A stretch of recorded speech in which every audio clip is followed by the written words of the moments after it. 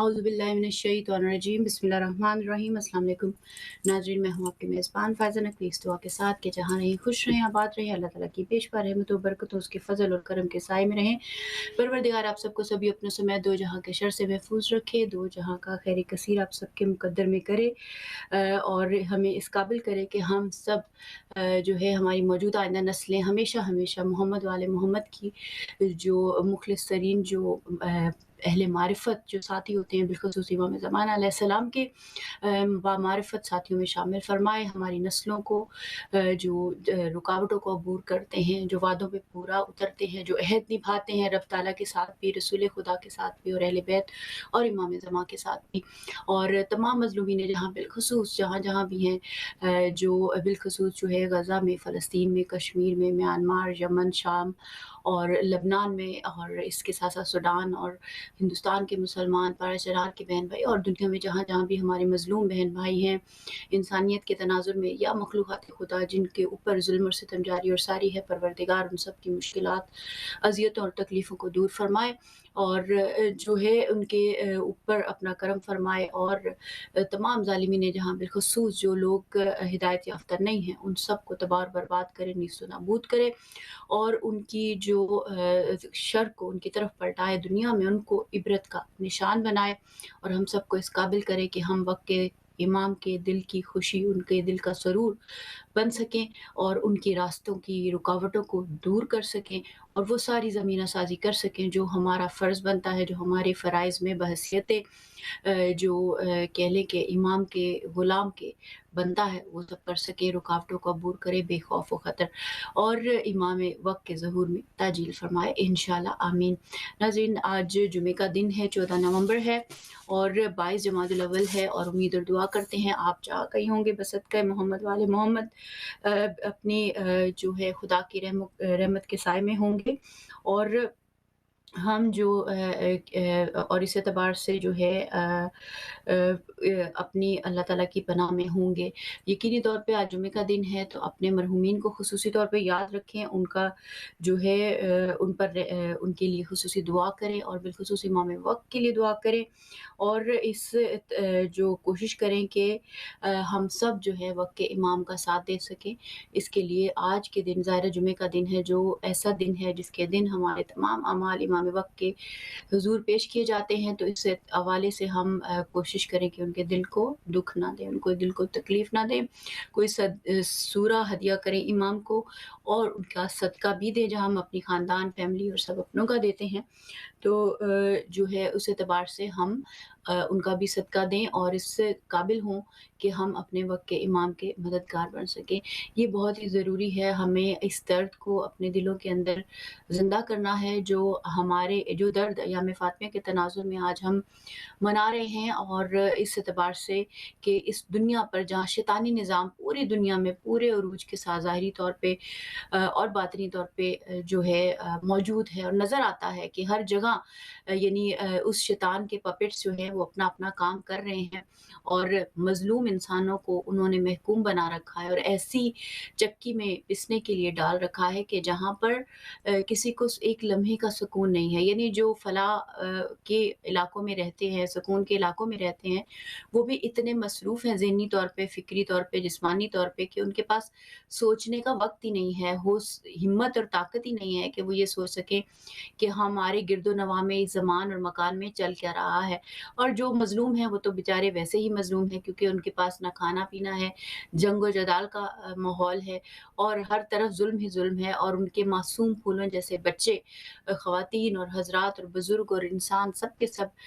भूख व प्यास, नंगोवार और अज़ियतों का शिकार हैं, मुख्तलिफ़ फ़ॉर्म्स और कलर्स और अंदाज़ से। तो हम ये देखें कि ये जब एक पूरी दुनिया पे शैतान का निज़ाम हो सकता है, तो इस पूरी दुनिया पे खुदा का निज़ाम क्यों नहीं हो सकता?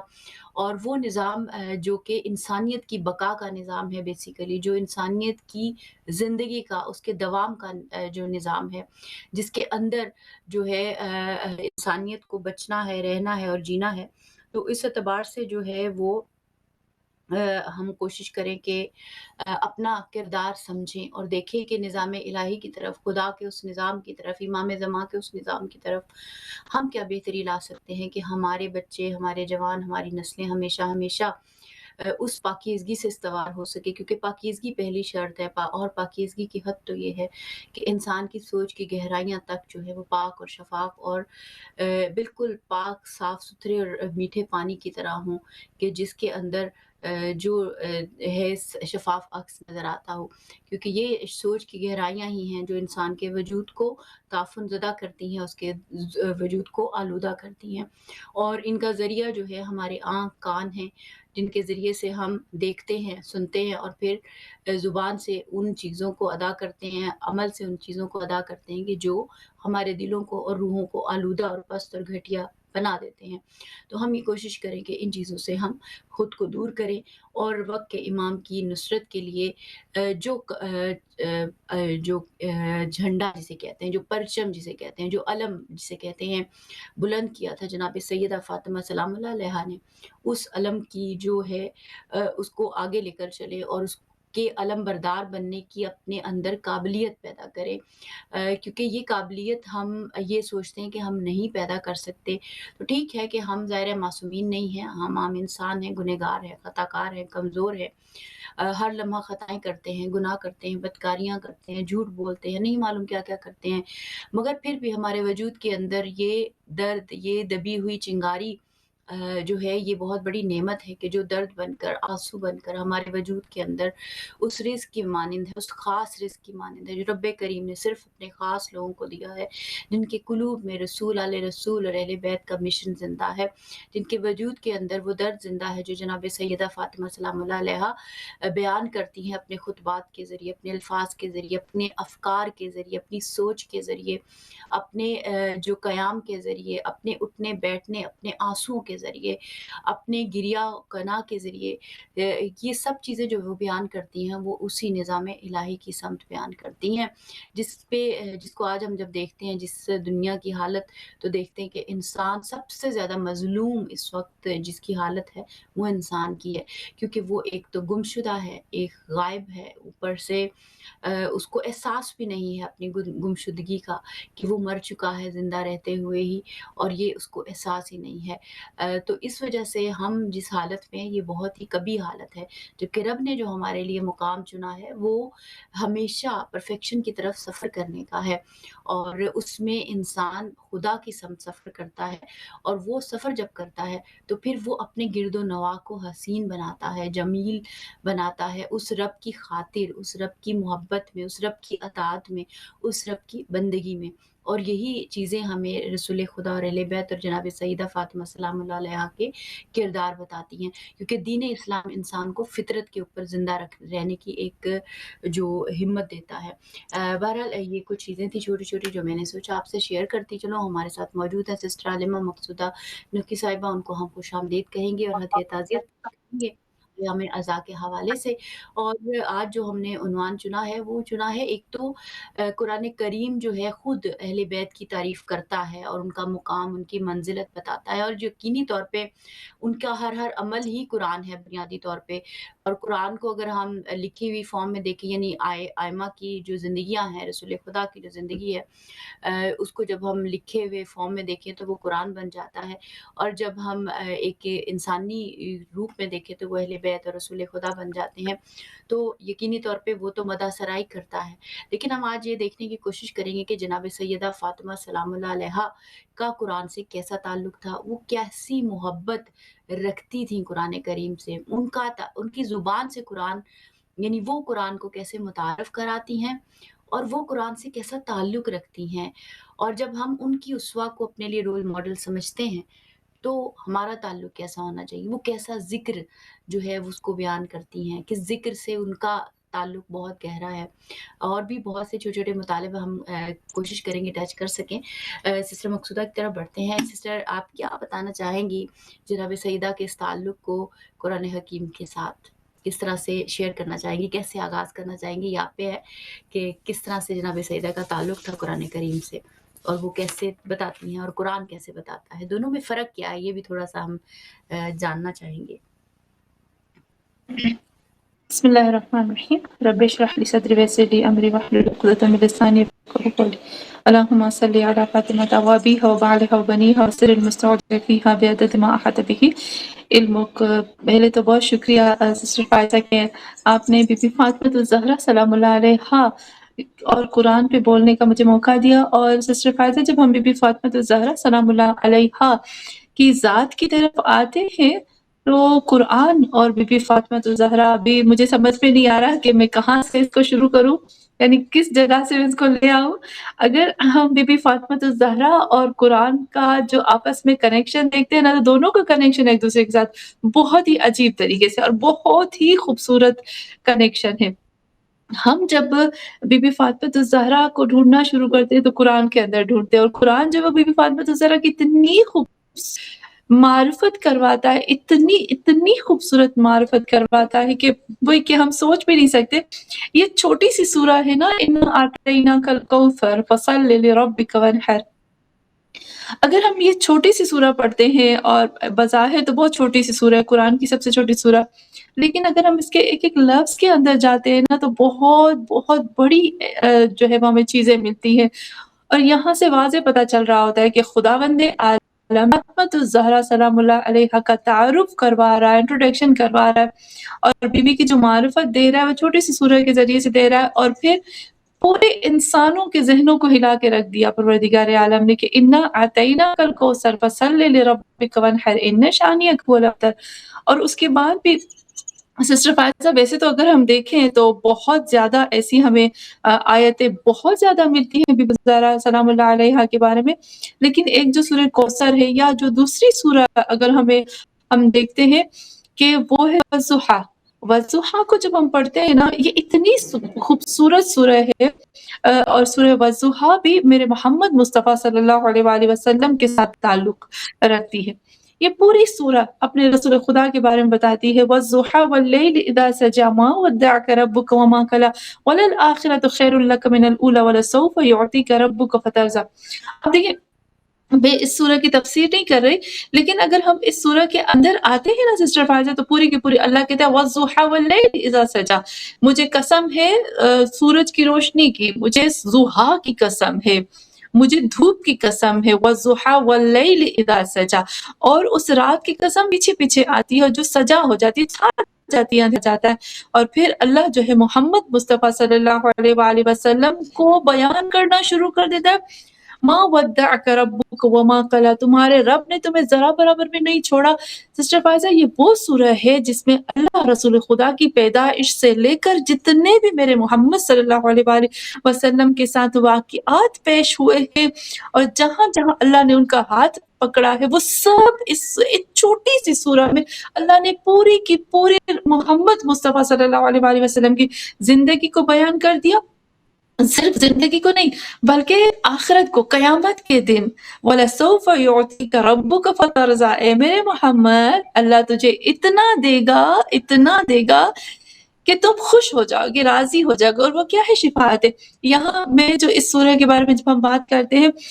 اگر اس سورہ کے لاسٹ میں جب ہم آتے ہیں نا سسٹر فائزہ، اس میں اللہ کہتا ہے کہ اللہ کہتے تم یتیم نہیں تھے، تم جو ہے تم بھول نہیں گئے تھے، تم یتیم تھے، میں نے تمہاری مدد کی. تم غریب تھے، تمہیں میں نے دیا. پھر اللہ کہتا ہے تم بھول گئے تھے، تمہیں میں نے ہدایت دی. یعنی ساری چیزیں کہنے کے بعد اللہ کہتا ہے وَأَمَّا بِنِعْمَةِ رَبِّكَ فَحَدِّثْ. لیکن وہ تمہاری نعمت جو اللہ نے تجھے دی ہے، اس کو فحدث، اس کو سب کو بیان کرو. اور وہ نعمت کون سی ہے یہ سب بتاتے ہیں سسٹر فائزہ. وہ نعمت ہے بی بی فاطمہ الزہرا کی نعمت، جس کو خدا نے، جس کو حدیث ہے، جسے ان کا جو لقب ہے وہ محدثہ ہے. تو اللہ کہتا ہے سب نعمتیں ایک طرف، اے میرے محمد جو میں نے فاطمہ الزہرا انا اعطیناک الکوثر تمہیں دی ہے، وہ نعمت سب سے الگ ہے، تو تم اس کا ذکر کرو. تو یہاں جب ہم دیکھتے ہیں سسٹر فائزہ تو وہ کہتے ہیں، میں وہی کہتی ہوں نا، اگر میں بولنا شروع کر دوں گی تو مجھے لگتا ہے ہمارے پاس 1 گھنٹہ بھی پورا نہیں پڑے گا. لیکن اگر ہم بی بی فاطمہ الزہرا کی قرآن کے ساتھ کنیکشن دیکھتے ہیں، اللہ اس کے لیے بھی اتنی خوبصورت طریقے سے ذکر فرماتا ہے. میں قرآن کی ہی آیت سے اس کا پروف دوں گی، اور پھر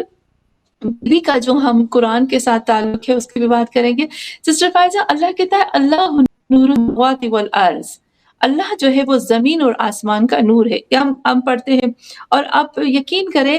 کہ قرآن کی سب سے زیادہ جو مشکل ترین آیت ہے، جس کی مجھے تفسیر کرنے میں، آیت کی بات کروں گی، جس کی تفسیر کرنا مجھے اتنا مشکل لگتا ہے، اتنا مشکل لگتا ہے کہ میں آپ کو بتا نہیں سکتی. اور ہمارے علماء بھی کہتے ہیں کہ قرآن کی سب سے زیادہ مشکل ترین آیت جس کی تفسیر کرنا یعنی بہت مشکل ہوتا ہے وہ ہے،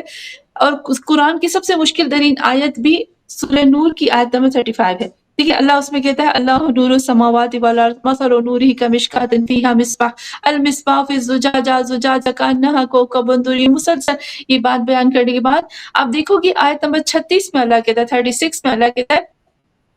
یہ نور کہاں پر جاتا ہے؟ اللہ کہتا ہے یہ جو نور ہے نا وہ خاص گھروں کے اندر نازل ہوتا ہے، اور ان گھروں کے اندر جہاں پر شام تک اور شام سے صبح تک اللہ کی حمد و ثنا اور تسبیح اور اللہ کا ذکر ہوتا ہے، وہ بھی اللہ کی مرضی سے. تو آپ دیکھو خدا بتا رہا ہے کہ فاطمۃ الزہرا کا گھر وہ ہے جہاں پر صبح شام قرآن کی تلاوت ہوتی ہے، جہاں سے صبح شام قرآن کا ذکر ہوتا ہے. ایک چھوٹی سی مثال دوں گی، پھر میں اس کو ختم کروں گی، پھر آپ اپنے اگلے سوال کی طرف ضرور آئیے گا. سسٹر فائز، ایک چھوٹی سی مثال ہے. جناب فضا کتنا وقت تک بی بی فاطمہ الزہرا کے گھر میں رہی اور کتنے ٹائم کے بعد بی بی کے گھر پہ آئی. وہ بی بی فضا جو ہے وہ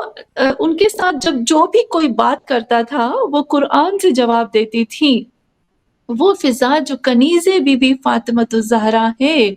تو ہم سوچ سکتے ہیں کہ بی بی فاطمۃ الزہرا سلام اللہ علیہا کی جو کنیکشن ہے وہ قرآن کے ساتھ کیسی ہوگی. بی بی ہر بات کا جواب، ہر چیز کا جواب قرآن سے دیتی ہے. اور اگر ہم انشاءاللہ اس پہ بھی ہم آئیں گے، اگر ہم بی بی کے خطبات کو کھول کے دیکھتے ہیں نا، تو بی بی کے خطبات میں جو خطبہ فدق جس کو کہا جاتا ہے، صرف اور صرف خطبہ فدق کے اندر بی بی نے 55 آیتوں کو بیان کیا. 55 آیتیں قرآن کی جس میں خطبہ فدق کے اندر بی بی فاطمۃ الزہرا نے ان آیتوں کا ذکر کیا. سسٹر فائزہ، مجھے ایک شکایت ہمیشہ رہتی ہے، مجھے کیا ہم دونوں کو ایک شکایت ہمیشہ ضرور رہتی ہے کہ ہم یہ کہتے ہیں، ایک تو توحید کا ذکر ہم کہتے ہیں کہ ہمارے ہاں بہت کم ہوتا ہے، دوسرا یہ کہ جو خطبے ہوتے ہیں نا، ان خطبوں کا جو اصل چہرہ ہوتا ہے وہ نہیں بیان کیا جاتا. وہ خطبوں کے اندر ہر کوئی اپنے مطلب کی چیز لے لیتا ہے، باقی چھوڑ لیتا ہے. مجھے وہ ہوتا ہے کہ کیوں کاش جب ہم خطبوں کی بات کرتے ہیں، خطبہ فدق کی بات کرتے ہیں، ایک دفعہ ہم بیٹھ کر اس پہ ڈسکس کریں کہ کیوں بی بی فاطمۃ الزہرا نے 6600 پلس آیتوں میں سے یہ 55 آیتیں چوز کی. خطبہ فدق میں ان آیتوں میں کیا راز ہے، کیا سیکرٹ ہے، کیا چیز ہے جو بی بی جو ہے وہ مسجد نبوی میں ان آیتوں کو بیان کرتے ہیں. ان آیتوں کو ہمیں پھیلانا چاہیے، کیونکہ بی بی نے ان آیتوں کو پروف کیا رسول خدا کی بات، اور اپنے ایسے خطبے کے اندر جو خطبہ یعنی اس خطبے کے ٹکر کا کوئی خطبہ تھا ہی نہیں. 25 سال کے بعد مولا کائنات امیر المومنین علی علیہ السلام نے اس خطبے کی ٹکر میں خطبہ دیا تھا، یعنی خطبہ فدق پھر خطبہ شکشکیہ دیا تھا. تو ہم اس بات پہ کیوں کام نہیں کرتے کہ وہ کون سی آیت ہے، اور ہمیں ان آیتوں پہ کام کرنا ضروری ہے ہمارے لیے. جی بالکل، بہت ہی اہم آپ نے ایسپیکٹ بیان کیا ہے. اس میں جو ایک اہم بات جو آپ کی بات سے نکلتی ہے وہ یہ کہ جب ہم کسی بھی شخصیت کو کی سے شناسائی چاہتے ہیں، اس میں بہت اہم یہ ہوتا ہے کہ اس شخصیت کے کلام کو سمجھا جائے، یعنی جیسے وہ سمجھانا چاہ رہا ہے یا جیسے کہ وہ بتا رہا ہے. مگر پرابلم یہ ہوتی ہے کہ ہم یہ تو خیر معصومین ہیں، لیکن ہم عام بھی کسی شخصیت کو جب سمجھنے کی کوشش کرتے ہیں تو اپنے ذہنی، فکری اور روحانی معیار پہ لے آتے ہیں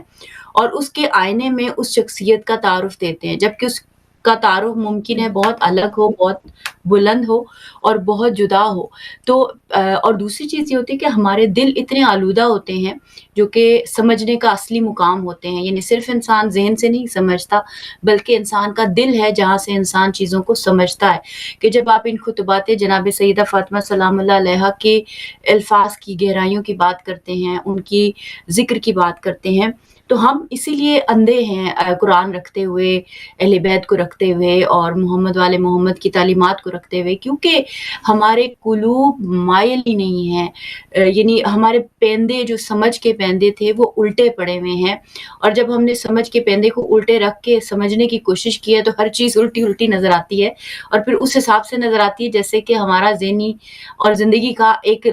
سطحی سا معیار ہوتا ہے. آنیسٹلی اسپیکنگ میں تو ایسے ہی دیکھتی ہوں ان کو. یہی حال ہم نے قرآن کریم کے ترجموں کا کیا ہے، اور یہی حال ہم نے ان ہستیوں کے تعارف میں اور ان کی شناسائی کے اعتبار سے کیا ہے. پہلے قلوب کو اتنا شفاف اور پاک ہونا چاہیے کہ ان ہستیوں کے نور کو یعنی لینے کی، کچھ ریفلیکشن لینے کی ہی قابلیت پیدا کر سکیں. یعنی آپ کا آئینہ صاف ہوگا تو آپ کچھ لے پائیں گے نا. آپ کے گندے آئینے کے اوپر کیا نظر آئے گا؟ اگر وہاں پہ پہلے سیاہی پھیلی ہوئی ہے تو اس پہ نور پڑے گا بھی تو کچھ ریفلیکٹ نہیں ہوگا نا. یا پانی میں ٹھہراؤ نہیں ہوتا تو وہ چاند جو ہم جھیل میں دیکھتے ہیں رات کو، وہ نظر نہیں آ سکتا، ان دا سینس کہ وہ اس میں اپنا عکس دکھا ہی نہیں سکتا، اس خوبصورتی کو اور حسن کو کی جلوہ گری دکھا نہیں سکتا کہ جو اس جھیل کے اندر رات کو جب پورا چاند ہوتا ہے. یہی حساب ہم نے ان نورانی کلام کے ساتھ کیا ہے. تو دل کا پاک رکھ کے، ذہن کا پاک رکھ کے، پھر اوپن اپ اپنے آپ کو کر کے، پھر تمام ٹولز کا سمجھ کے اور اس کے ساتھ جب چیزوں کو سمجھنے کی کوشش کی تو شاید ہمیں کچھ مل جائے یہ رزق کے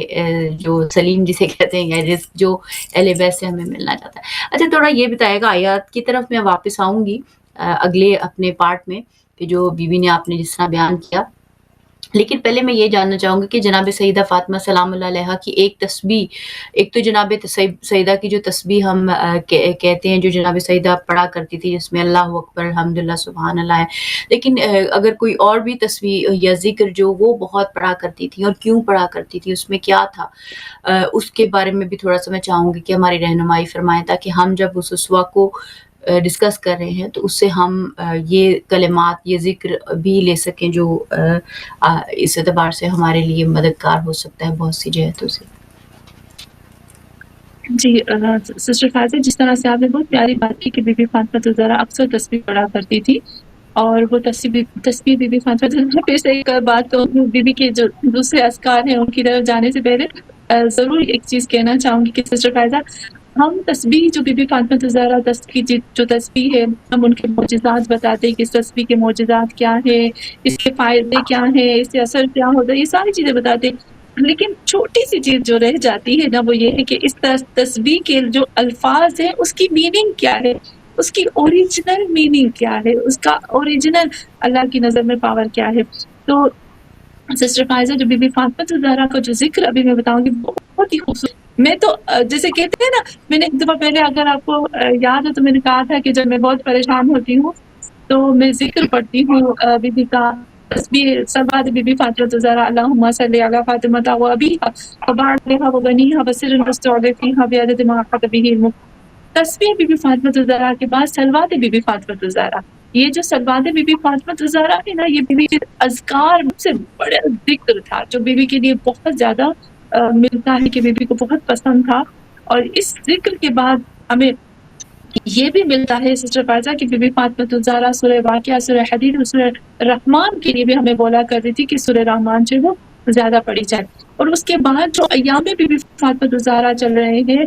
تو اس ایام بی بی فاطمہ الزہرا میں سورہ حشر کے بارے میں ملتا ہے کہ سورہ حشر جو ہے اس کے بارے میں بی بی فاطمہ الزہرا نے بہت زیادہ سفارش کی ہے کہ آپ سورہ حشر جو ہے اس کو پڑھیں. اور ایام بی بی فاطمہ الزہرا چل رہے ہیں تو سورہ حشر کے بارے میں ملتا ہے کہ جب ہم سورہ حشر پڑھ کر بی بی فاطمہ الزہرا کو ہدیہ کرتے ہیں اور ان ایام میں مسلسل بی بی کو ہدیہ کرتے ہیں تو جو بھی ہماری حاجت ہوتی ہے نا وہ پوری ہو جاتی ہے. اس کے علاوہ اگر ہم دیکھیں sister Faiza, be be Fatima Al Zahra سلام اللہ علیہا کی تسبیح کے علاوہ، جیسے ابھی میں نے سورہ حدید بتایا، ایک اور دعا ہے، یقیناً آپ نے جو دعا ہے وہ ضرور سنی ہوگی، اس کو کہتے ہیں دعائے نور. مجھے نہیں پتا کہ وہ دعا یقیناً آپ پڑھتے بھی ہوں گے، لیکن یہ جو دعائے نور ہے نا سسٹر فائزہ، اس کا اتنا بڑا معجزہ ہے کہ ہم اس کے بارے میں بات ہی نہیں کر سکتے. میں عجب ہوتی ہوں کہ اکثر لوگ جو ہے وہ حفظ بی بی فاطمہ الزہرا کے بارے میں بات کرتے ہیں، لیکن یہ جو دعائے نور ہے اس کے بارے میں کوئی بات نہیں کر رہا. یہ دعائے نور بی بی فاطمہ الزہرا کی خاص دعا تھی. سسٹر فائزہ ابھی ہم نے تو دیکھا نا باقی زیادہ ذکر ہیں بی بی کے بارے میں، جیسے سورہ ہیں جیسے ابھی میں نے بتا دیا، تصویر بی بی فاطمہ الزہرا ہے، صلوات بی بی فاطمہ الزہرا ہے. اور اگر ہم جا کر دیکھتے ہیں بکس میں یا مفاتیح الجنان میں جب ہم دیکھتے ہیں تو وہاں پر بھی ہمیں ملتا ہے کہ بی بی فاطمہ الزہرا کی روز کی الگ الگ دعائیں ہوا کرتی تھی نا. اور اتنی خوبصورت دعا ہے کہ سسٹر فاطمہ دعائیں جو روز کی ہوتی ہے نا، جیسے سوموار کو یہ، منڈے کو یہ دعا پڑھنی ہے، تو منگل کو یہ پڑھنی ہے، تو بدھ کو یہ، اتنی خوبصورت ہے. ہر دن کے لیے الگ سے دعا مانگی کہ اے اللہ آج، یعنی اے اللہ وہ چیز جو تم نے میرے نصیب میں نہیں رکھی ہے اس میں مجھے مت تھکا. اور بہت بہت اس طرح سے خوبصورت الفاظ جو بی بی کے. لیکن ان سب سے بڑھ کر میں اس دعا کو ضرور بیان کرنا چاہوں گی سسٹر فائزہ. اس کا معجزہ تو میں نے خود اپنی آنکھوں سے دیکھا ہے، یہ ہے دعائے نور. اور یقیناً میں اس دعا کو پڑھوں گی تو آپ کو یاد آ جائے گا کہ یقیناً آپ اس کو جانتے بھی ہوں گے. یہ دعا ہے بسم اللہ نور، بسم اللہ نور النور، بسم اللہ نور علی نور، بسم اللہ الذی هو مدبر الامور، بسم اللہ الذی خلق النور من النور، الحمد للہ الذی خلق النور من النور وانزل النور على الطور في شتاب مستور في رق منشور بقدر مقدور على نبي محرور، الحمد للہ الذی هو بالعز مذکور وبالفقر مشہور وعراء والضراء مشکور وصلی اللہ علی سیدنا محمد وآلہ الطاہرین. اب دیکھیں یہ جو چھوٹا سا سسٹر فائزہ آپ نے یہ دعا دیکھی، آپ کو کی بات بتاتی ہوں، بعد میں اس دعا کی طرف خاص طور پر آؤں گی. آپ کو پتا ہے میں نے آج تک اس کی تفسیر نہیں کی ہے، یعنی لوگوں کے سامنے نہیں کی تفسیر. میں اکیلے میں کر لیتی ہوں لیکن سب کے سامنے نہیں کر پاتی. پتا ہے کیوں؟ کیونکہ کوئی بھی انسان اس کی تفسیر برداشت ہی نہیں کر سکتا. ہم قرآن کی جب ابھی میں نے آپ کو بتایا کہ سورہ نور کی آیت نمبر 35 بہت مشکل آیت ہے، اس کی بھی تفسیر ہم سب برداشت کر لیتے ہیں، لیکن دعائے نور کی تفسیر امپاسبل ہے کہ عام لوگ اس کو ہضم کر سکے، پکڑ سکے یا اس کو لے سکے. یعنی اتنی مشکل، اتنی بڑی، اتنی خوبصورت، اس کے اندر علم ہے، اس کے اندر نبوت ہے، اس کے اندر توحید ہے، اس میں سارے نچوڑ موجود ہے. اب خود دیکھیں بسم اللہ نور. اب بسم اللہ کا ترجمہ الگ ہو گیا، اللہ کا الگ ہو گیا، نور کا الگ ہو گیا، پھر نور علی نور، مدبر الامور، خلق النور من النور. سب سے بڑی چیز یہاں یہ آتی ہے خلق النور من النور. یہ نہیں سمجھ میں نہیں آتا کہ اس کی تفسیر ہو کیسے، اس کو بیان کر سکے. وانزل النور علی الطور فی کتاب مستور فی رق منشور، یعنی بہت زیادہ بقدر مقدور علی نبی محبور. اور پھر یہاں پر ہم جب دیکھتے ہیں تو ایک عجیب سی اور بہت بہت بہت پاورفل اور طاقتور یہ دعا ہے بی بی فاطمہ الزہرا کی. یہ دعا بہت زیادہ بی بی پڑھا کرتی تھی اور اس دعا سے بی بی کو بے انتہا محبت تھی. جیسے ہم تسبیح بی بی فاطمہ الزہرا کی بات کرتے ہیں نا، اسی طریقے سے بی بی کو اس دعا سے شدید محبت تھی. اور یہ دعائے نور کے نام سے مشہور، اور یہ دعا بی بی فاطمہ الزہرا سلام اللہ علیہا کو محمد مصطفیٰ صلی اللہ علیہ وآلہ وسلم نے تعلیم دی تھی. اور پھر بی بی فاطمہ الزہرا نے جناب سلمان فارسی کو یہ دعا سکھائی. جب جناب سلمان فارسی کو یہ دعا سکھائی نا تو جناب سلمان فارسی خود کہتے ہیں کہ میں نے اس دعا سے مکہ اور مدینہ کے اندر ہزاروں لوگ، یہ جناب سلمان فارسی خود اپنی زبان سے بتاتے ہیں، میں نے یہ دعا بی بی فاطمہ الزہرا سے سیکھی، مجھے انہوں نے علم دیا اس دعا کا، اور میں نے مکہ اور مدینہ کے اندر ہزاروں بیماروں کو ٹھیک کیا. اور خاص طور پر یہ جو بی بی فاطمہ الزہرا کی یہ جو دعا سسٹر فائزہ، اس کے بارے میں ملتا ہے کہ یہ جو بی بی بہت پڑھا کرتی تھی. اور یقیناً جب کوئی تھوڑی بہت بھی عربی جانتا ہوگا نا وہ سمجھ جائے گا کہ یہ دعا کتنی پاورفل ہے کہ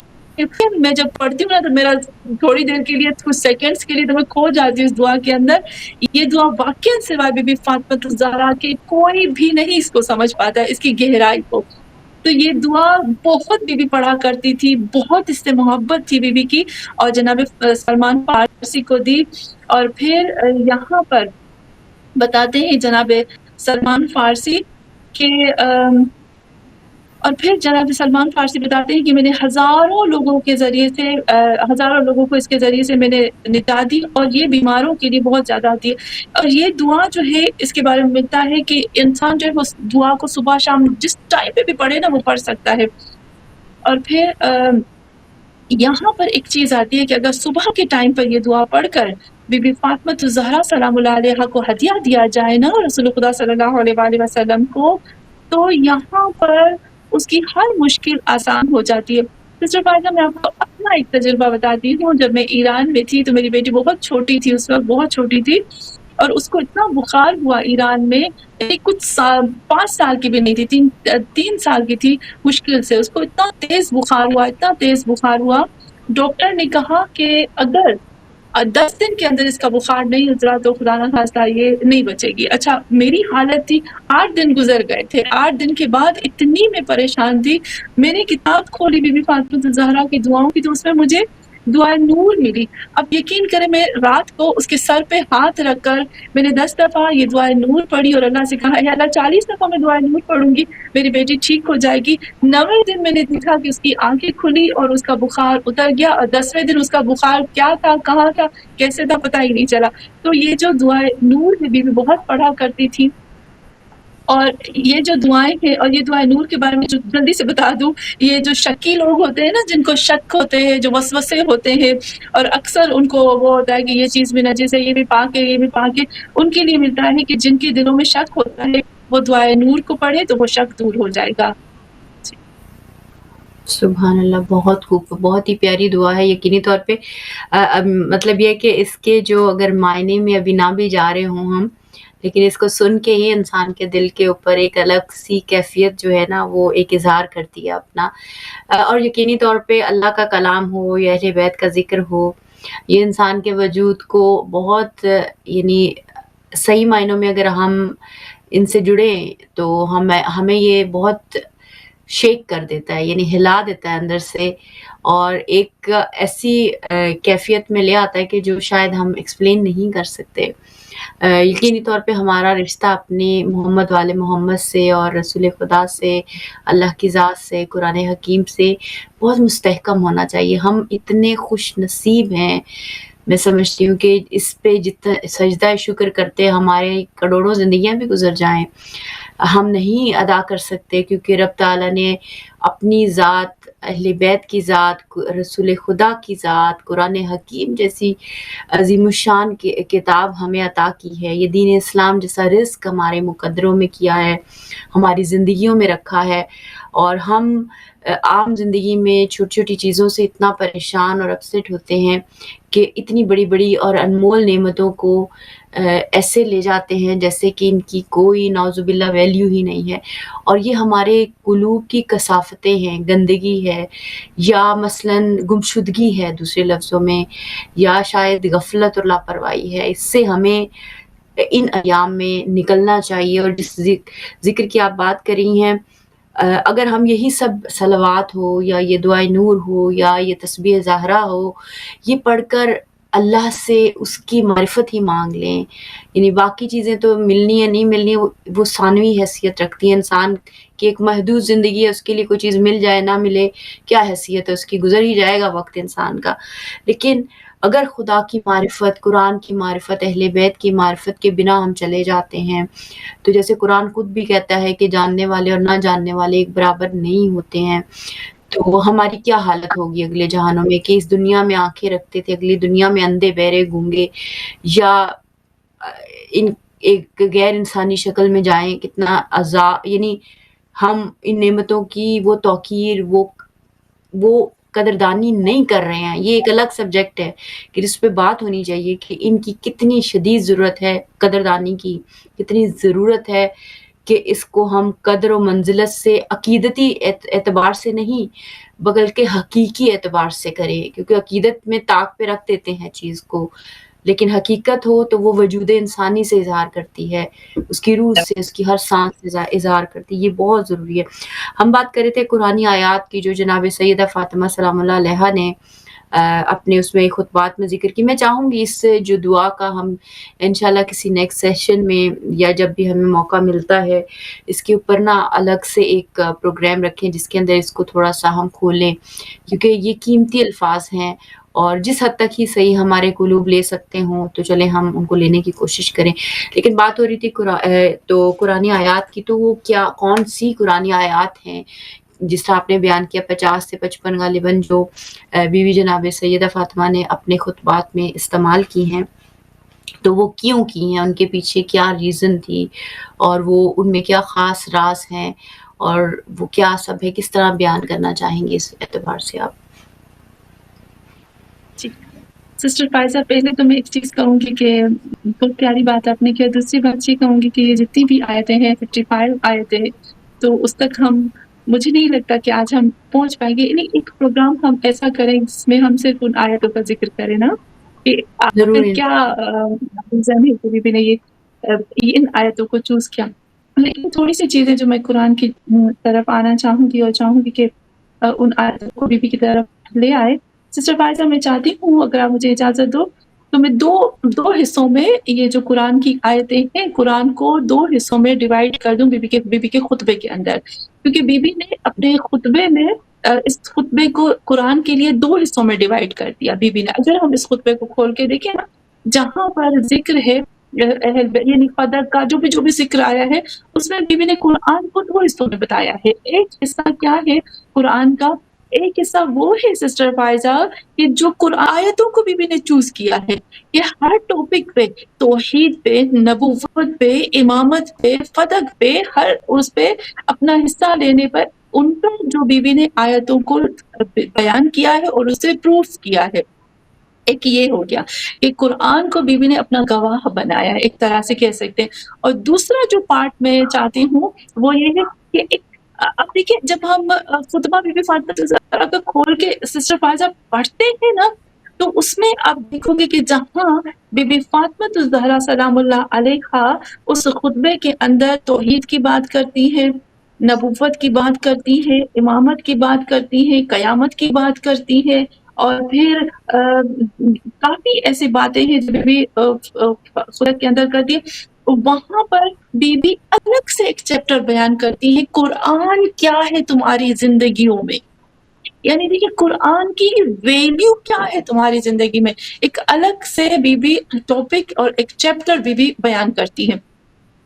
تو یہاں جب ہم اس چیز کی طرف آتے ہیں نا سسٹر فائزہ، تو اس کو آپ دیکھیں، اگر آپ کہیں تو میں اس چیپٹر کی طرف آؤں، پھر ضرور ان ضرور. آیتوں کو بھی ہم بات کر سکتے ہیں. تو یہاں جب ہم آتے ہیں بی بی کے لیے، تو سب سے پہلے بی بی ہمیں، جیسے میں عجب ہو گئی سسٹر فائزہ جب میں نے یہ خطبہ پڑھا اور خطبے کے اندر میں کاؤنٹ کر رہی تھی، بی بی کی باتوں کو کاؤنٹ کر رہی تھی، بی بی کے الفاظ کو کاؤنٹ کر رہی تھی. یقیناً آپ بھی سنیں گے تو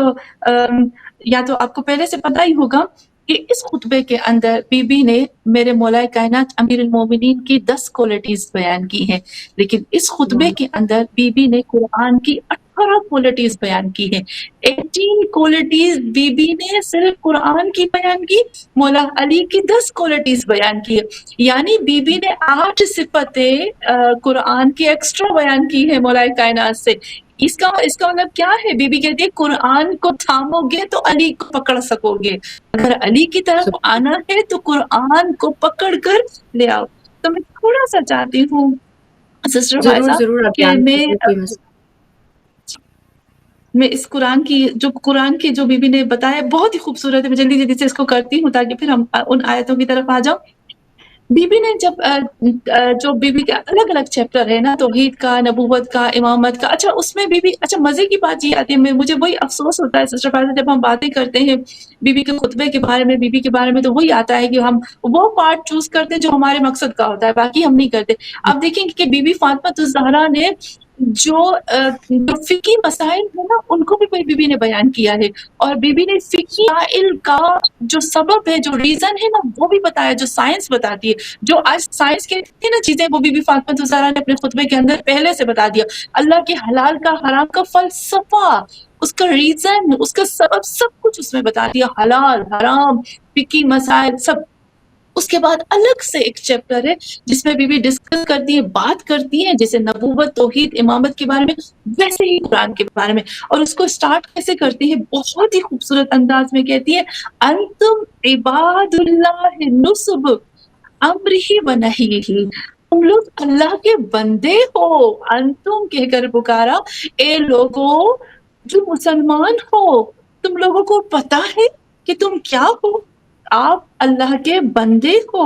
اور پھر یہاں فرماتی ہے نصب امرہ و نہی، تم لوگوں کو منسوب کیا گیا، تم لوگوں کو جوڑا گیا، تم لوگوں کو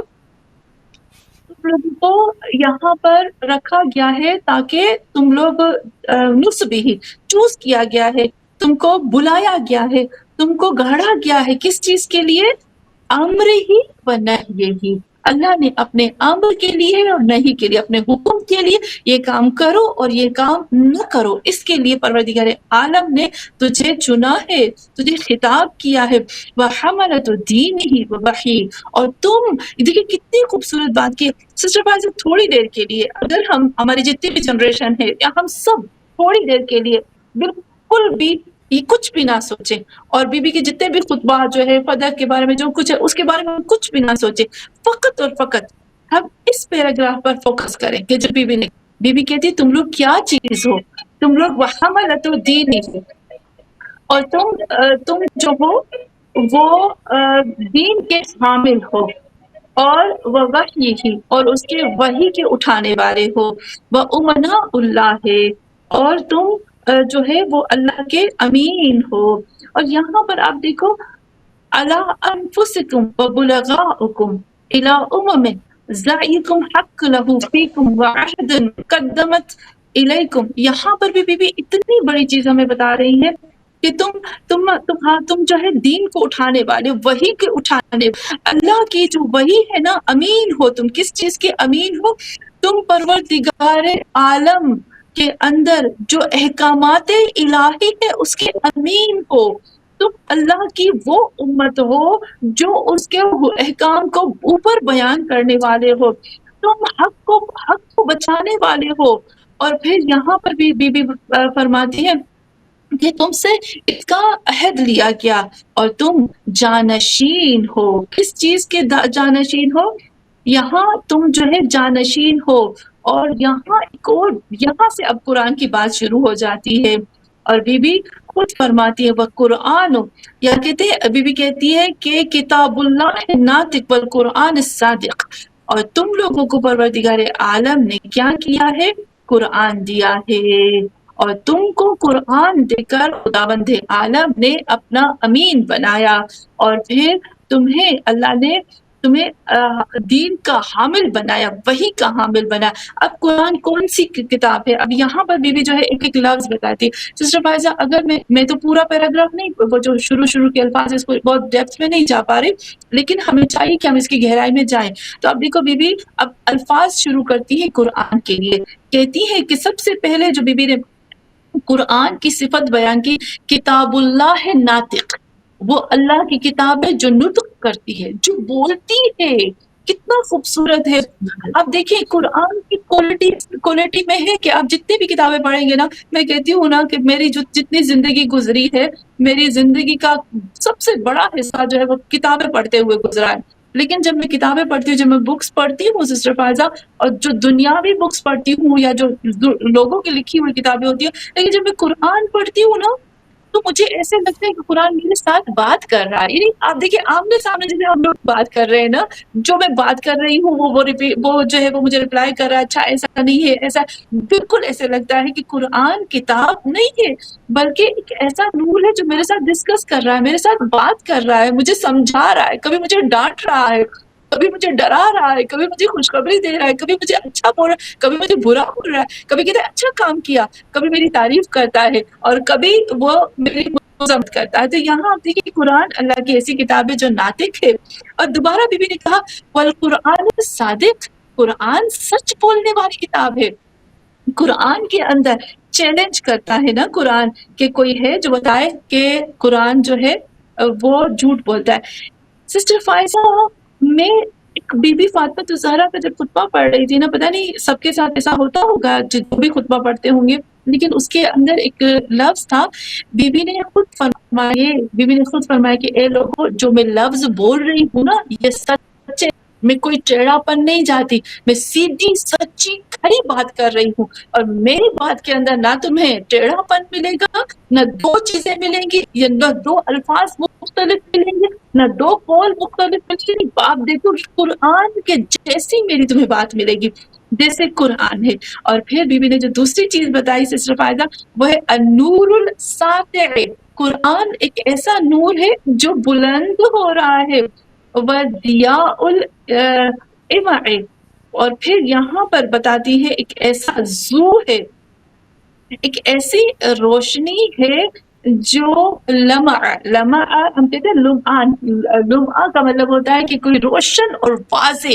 ایک ایسی روشنی ہے جو کھلا ہے، جو اگر ہم اس کو ضیاء اللامع کہتے ہیں، فار ایگزامپل مجھے کوئی چیز ڈھونڈنی ہے سسٹر فائزہ، کبھی کبھی ایسے ہوتا ہے کہ اندھیرا ہوتا ہے، اور جب ہم اندھیرے میں اچانک سے آتے ہیں تو ہو سکتا ہے کہ وہاں پر کوئی سانپ ہو جو ڈس جائے، ہو سکتا ہے کہ اندھیرے میں کوئی بچھو کھا جائے، ہو سکتا ہے کہ کوئی گڑا ہو گر جائے، ہو سکتا ہے کہ کوئی ڈاکو بیٹھا ہو جو لوٹ لے، ہو سکتا ہے کہ کوئی وہ بیٹھا ہو جس کے ہاتھ میں گن ہو اور وہ گولی مار دے، یعنی اندھیرے میں کتنے زیادہ خطرے ہیں نا، اور اگر ہم کسی چیز کو ڈھونڈنا چاہیں نا تو پھر ہم پورے ہاتھ پاؤں مار دیتے، اپنی چیز نہیں ڈھونڈ پاتے۔ تو لیکن یہاں پر کہتے ہیں الضیاء اللامع، یعنی ایک ایسا نور ہے جس کو تم جلاتے ہو تمہارے لیے سارے خطرے واضح ہو جاتے ہیں، اگر سانپ ہے تو نظر آ جائے گا، بچھو ہے تو نظر آ جائے گا، ڈاکو ہے تو نظر آ جائے گا، اور جو تم چیز ڈھونڈنا چاہتے ہو نا تمہیں ادھر ادھر نہیں بھاگنا پڑے گا، فوراً اپنی چیز کو اٹھا کے لے آؤ گے، اس قدر واضح چیز ہے قرآن۔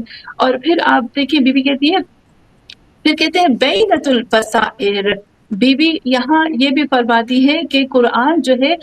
وہ کھلم کھلا بصیرت ہے، اگر تم قرآن کے ذریعے سے کسی چیز دلیل کو، کسی پروف کو حاصل کرنا چاہتے ہو نا تو یہ تمہیں بصیرت دے دے گی، تمہیں جو چاہو گے تمہیں وہ مل جائے گا۔ منکشفۃ السرائر، یہ رازوں کو، جو چھپے ہوئے راز ہوتے ہیں نا ان سے پردہ ہٹاتی ہے۔ متجلیت الظواہر، اور جو ظاہر چیز ہوتی ہے نا پھر ان کو تجلی دیتی ہے اور تمہارے لیے کلیئر کر کے بتاتی ہے۔ اور مغتبط بہل اشیاء، اور یہاں پر اس کو دیکھیے یہاں اتنا خوبصورت بتاتی ہے بی بی کہ اگر کوئی قرآن کو جان لینا، کسی کو پتہ چل جائے نا جو قرآن کیسا، تو پھر ہمیشہ غبطہ کھاتا ہے، جیسے ہم لوگ عاشق قرآن ہیں، ہائے قرآن تم یہ ہو، ہائے قرآن تم یہ ہو۔ اور کبھی کبھی آپ نے دیکھا ہوگا کہ ہم کو قرآن پڑھتے ہیں یا دن کو قرآن پڑھتے ہیں، کوئی آیت ہمارے سامنے آتی ہے، میں تو اکثر اللہ سے شکایت کرتی ہوں، رو کے اللہ سے کہتی ہوں کہ اے اللہ، میں قرآن کو دیکھ کے غبطہ کھاتی ہوں کہ اے اللہ تم نے ایک زندگی دی ہے، یہ ایک زندگی میرے لیے کافی نہیں ہے، میرے لیے قرآن کو جاننے کے لیے، سمجھنے کے لیے، پڑھنے کے لیے جی یہ ایک زندگی کافی نہیں ہے، اللہ تم نے انصاف نہیں کیا، قرآن دیا اور ایک زندگی دے دی، اس کے لیے ہزاروں زندگیاں چاہیے۔ تو قرآن جو ہے وہ ایک ایسی چیز ہے، قاعدۃ الی رضوان اتباعہ، یہ بی بی فرماتی ہے قاعدہ، یہ ایک رہبر ہے، یہ قائد ہے جو تمہیں اللہ کی رضا کی طرف لے کر جاتا ہے کہ تم اس کی پیروی کرو۔ اور پھر اتنا خوبصورت فرماتی ہے مَعَدَّ الی النجاۃ الاستماع، تم اس کو قرآن ایک ایسی کوالٹی ہے، جب اس کو تم قرآن سنو گے نا، سننے سے ہی تم نجات پالو گے، قرآن کی صفت میں یہ ہے کہ تم اس کو سنو اور نجات حاصل کر لو۔ اور پھر یہاں پر بی بی فرماتی ہے بِہِ تنال حجج اللہ المنورہ، یا کہ ایک ایسا وسیلہ ہے قرآن جو تمہیں پہنچاتا ہے اللہ کی حجت تک، منورہ نورانی حجت تک۔ تو سسٹر فائزہ اللہ کی نورانی حجت کون ہے؟ ہم سب کو بتائیں، اگر ہم دیکھیں تو بہت زیادہ اللہ کے احکام فقی مسائل جو بھی کچھ ہے ٹھیک ہے، لیکن اپنی جگہ پر جب دوسری چیز میں دیکھتی ہوں وہ اللہ کی حجت جو ہے وہ ہمارے 14 معصومین علیہ السلام ہے۔ میں اکثر چھوٹی سی بس اپنی جو میرا ایکسپیرینس ہے میں اس کو تھوڑا سا شیئر کرنا چاہوں گی۔ جب میں حوضے میں گئی تھی تو مجھے بہت زیادہ سے ماں باپ نے سکھا دیا مولا کائنات کے بارے میں، علی ہمارے امام ہے، ماں باپ نے سکھا دیا، بس اتنا سا مجھے پتا تھا، لیکن اس سے زیادہ مجھے نہیں پتا تھا۔ لیکن جیسے جیسے میں نے قرآن پڑھا نا مجھے عشق ہو گیا مولا علی سے، مجھے عشق ہو گیا رسول خدا صلی اللہ علیہ وآلہ وسلم بی بی فاطمہ الزہرا سے۔ قرآن وہ ذات ہے جو ہمیں حقیقی محبت، حقیقی معرفت، جو حقیقت میں امام حسین کی معرفت ہونی چاہیے نا، وہ ہمیں قرآن دیتا ہے۔ اور پھر بی بی فرماتی ہے عزائم المفسرہ، یہ قرآن اتنا لطیف ہے، اس کا اتنا لطف ہے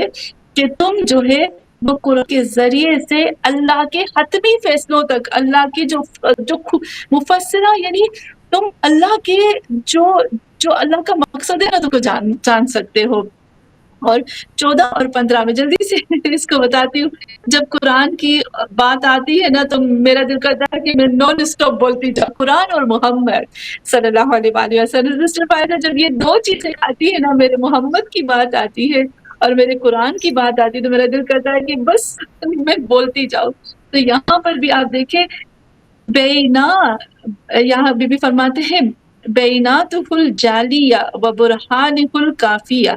یہ فرماتی ہے کہ بی بی کہتی ہے کہ یہ جو قرآن ہے نا، یہ ایک پروف ہے، دلیل ہے۔ اگر تم بھٹک جاتے ہو نا، اس قرآن کو پکڑو، تم فوراً اپنی جگہ پر پہنچ جاؤ گے۔ وَبُرْهَانِهِ الْكَافِيَةِ، یہ کافی ہے، قرآن تمہارے لیے کافی ہے۔ اگر تمہارے پاس قرآن ہے نا تو تمہیں اور کسی چیز کی ضرورت ہی نہیں ہے۔ جیسے امام سجاد علیہ السلام فرماتے ہیں کہ اگر مشرق اور مغرب تک صرف اور صرف موت ہو جائے، بمباری ہو جائے، سب کچھ تباہ ہو جائے، خوف ہی خوف کا عالم ہو، اس قدر وحشت زدہ عالم ہو، اور اس وحشت زدہ عالم میں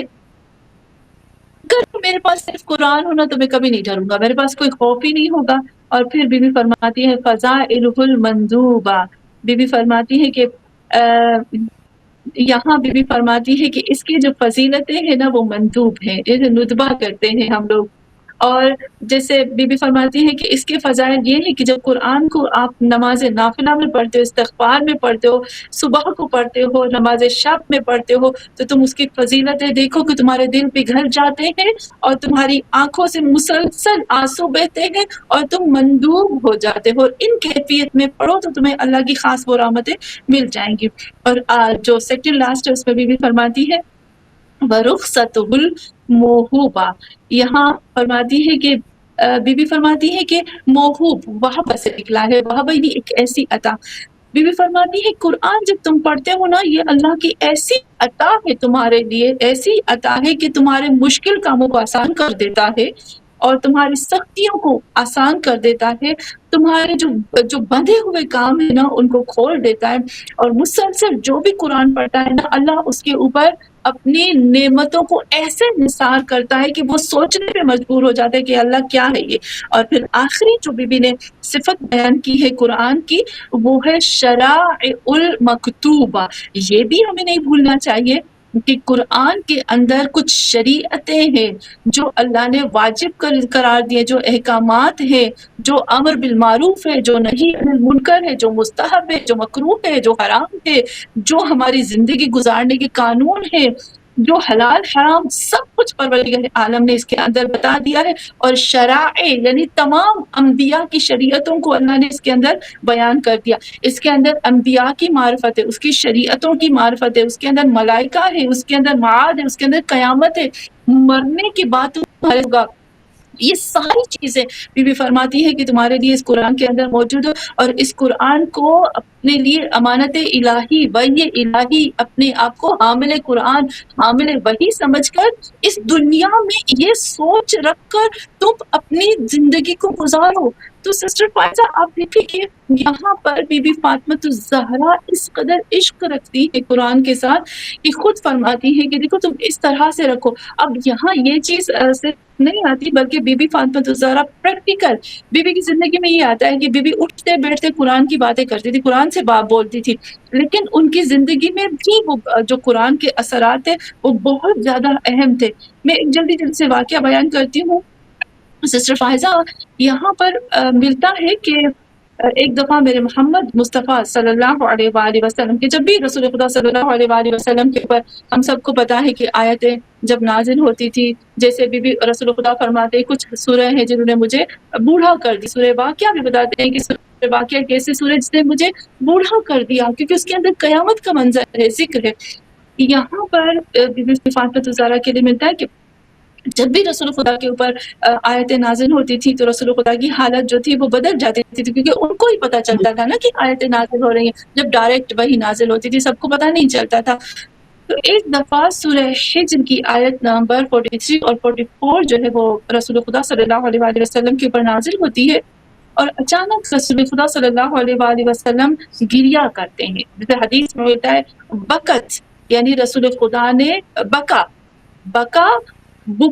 شدیدہ، رسول خدا نے اتنا گریا کیا، شدید گریا کیا، بکا ان شدیدہ. اب یہاں پر جب بھی ایسے ہوتا تھا تو اصحاب جو تھے وہ بھی رسول خدا کے ساتھ گریا کرتے، شدید بکا اصحاب نے بھی شروع کر دیا. لیکن رسول خدا صلی اللہ علیہ وسلم کا گریا ختم نہیں ہو رہا تھا، خاموش نہیں ہو رہا تھا، مسلسل گریا کر رہے تھے. تو یہاں پر تاریخ میں ملتا ہے کہ کون سی آیت وہ سورہ حجر کی آیت نمبر 43 اور 44 ہے. میں جب یہ آیت پڑھوں گی نا یقیناً ہمارے دل بھی دہل جائیں گے. وہ آیت یہ ہے وَإِنَّ جَهَنَّمَ لَمَوْعِدَهُمْ، بے شک جہنم ہر حال میں جس کا وعدہ کیا گیا، اجمعین، یہاں پر سب لوگوں کو جمع کیا جائے گا. اللہ سات ابواب، اس کے لیے 7 دروازے ہیں، اور پھر لکل باب، ہر دروازہ، لکل باب جہنم جزء مقسوم، یہاں پر ہر جہنم کے دروازے کے لیے ایک حصہ ہے جو کہ تقسیم کیا گیا ہے. اب یہ ایسی خطرناک آیت ہے کہ میرے محمد صلی اللہ علیہ وآلہ وسلم سے برداشت نہیں ہوئی، اور پھر بی بی اصحاب نے سوچا کہ اب ہم رسول خدا کو کس طرح سے خاموش کریں. ایک ہی ذات ہے جو میرے محمد کے قلب کو ٹھنڈک دیتی ہے، ایک ہی ذات ہے جو میرے محمد کے دل کو سکون دیتی ہے، اور وہ ذات کوئی اور نہیں ہے، وہ ذات بی بی فاطمہ الزہرا سلام اللہ علیہا کی ذات ہے. اصحاب جاتے ہیں بی بی فاطمہ الزہرا کو لے کر آتے ہیں، اور پھر جب بی بی فاطمہ الزہرا پوچھتی ہے کہ کیا وجہ ہے کہ آپ گریا کر رہے ہو، اور اس وقت جب یہ آیت بی بی فاطمہ الزہرا کے سامنے تلاوت ہوتی ہے تو تاریخ میں لکھتا ہے کہ بی بی فاطمہ الزہرا بہت حسین تھی. ان کے لیے ملتا ہے کہ بہت قد ان کا لمبا تھا، بہت خوبصورت تھی. یہاں ملتا ہے جس طرح سے بی بی کو پتہ چلا نا،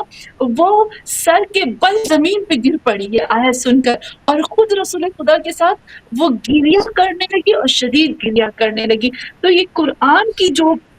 کیفیت تھی، جو اثر تھا نا، وہ بی بی فاطمہ الزہرا پر الگ سے نظر آتا ہے. تو سسٹر فائزہ ایک جلدی سے چیز کہوں گی کہ ہم جب بات کر رہے ہیں قرآن کی کہ بی بی فاطمہ الزہرا کو قرآن سے شدید محبت ہے،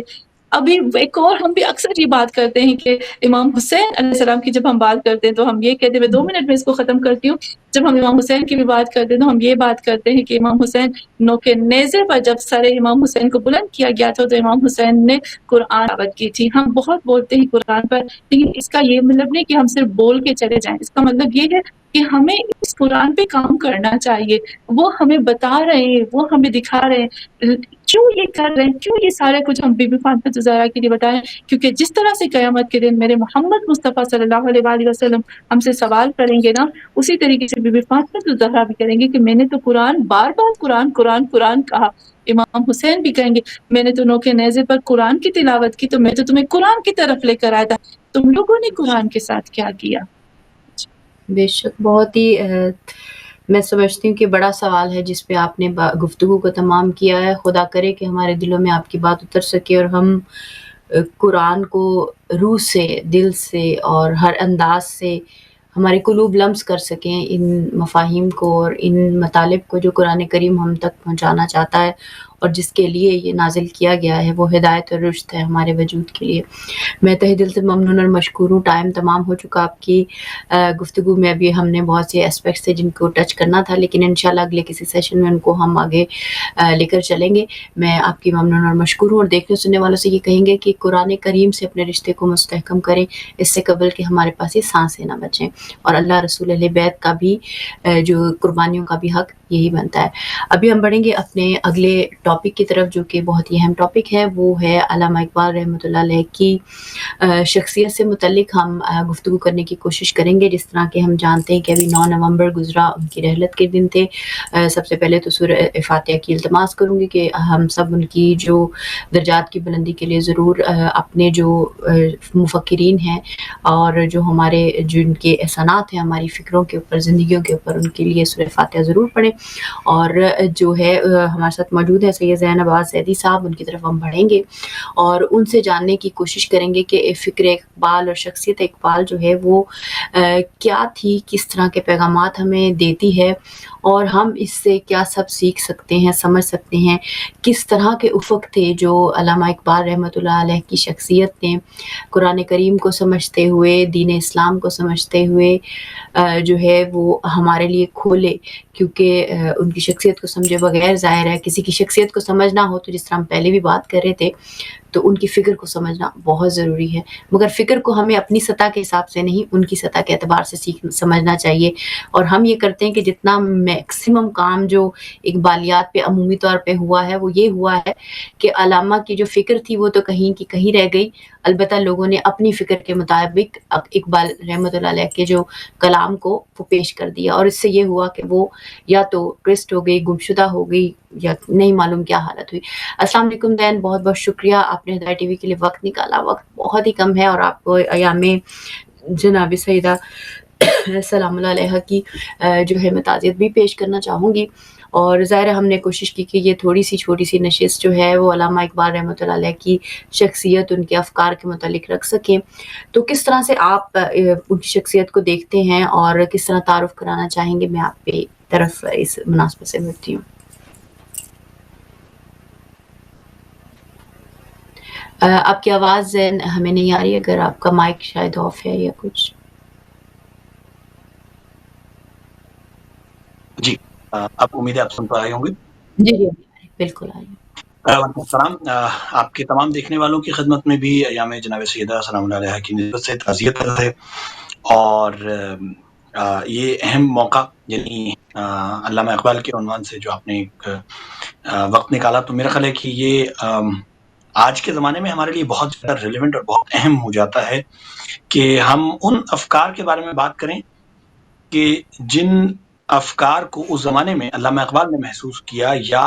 جو حالات مسلمانوں کے لیے اس وقت میں درپیش تھے۔ آج کا زمانہ بہت زیادہ ریلیونٹ ہے، ہم بات کرتے ہیں، یعنی علامہ اقبال جس وقت میں دیکھ رہے تھے ایک ایک کر کے مسلمانوں کی تمام سلطنتیں، مسلمانوں کی تمام حکومتیں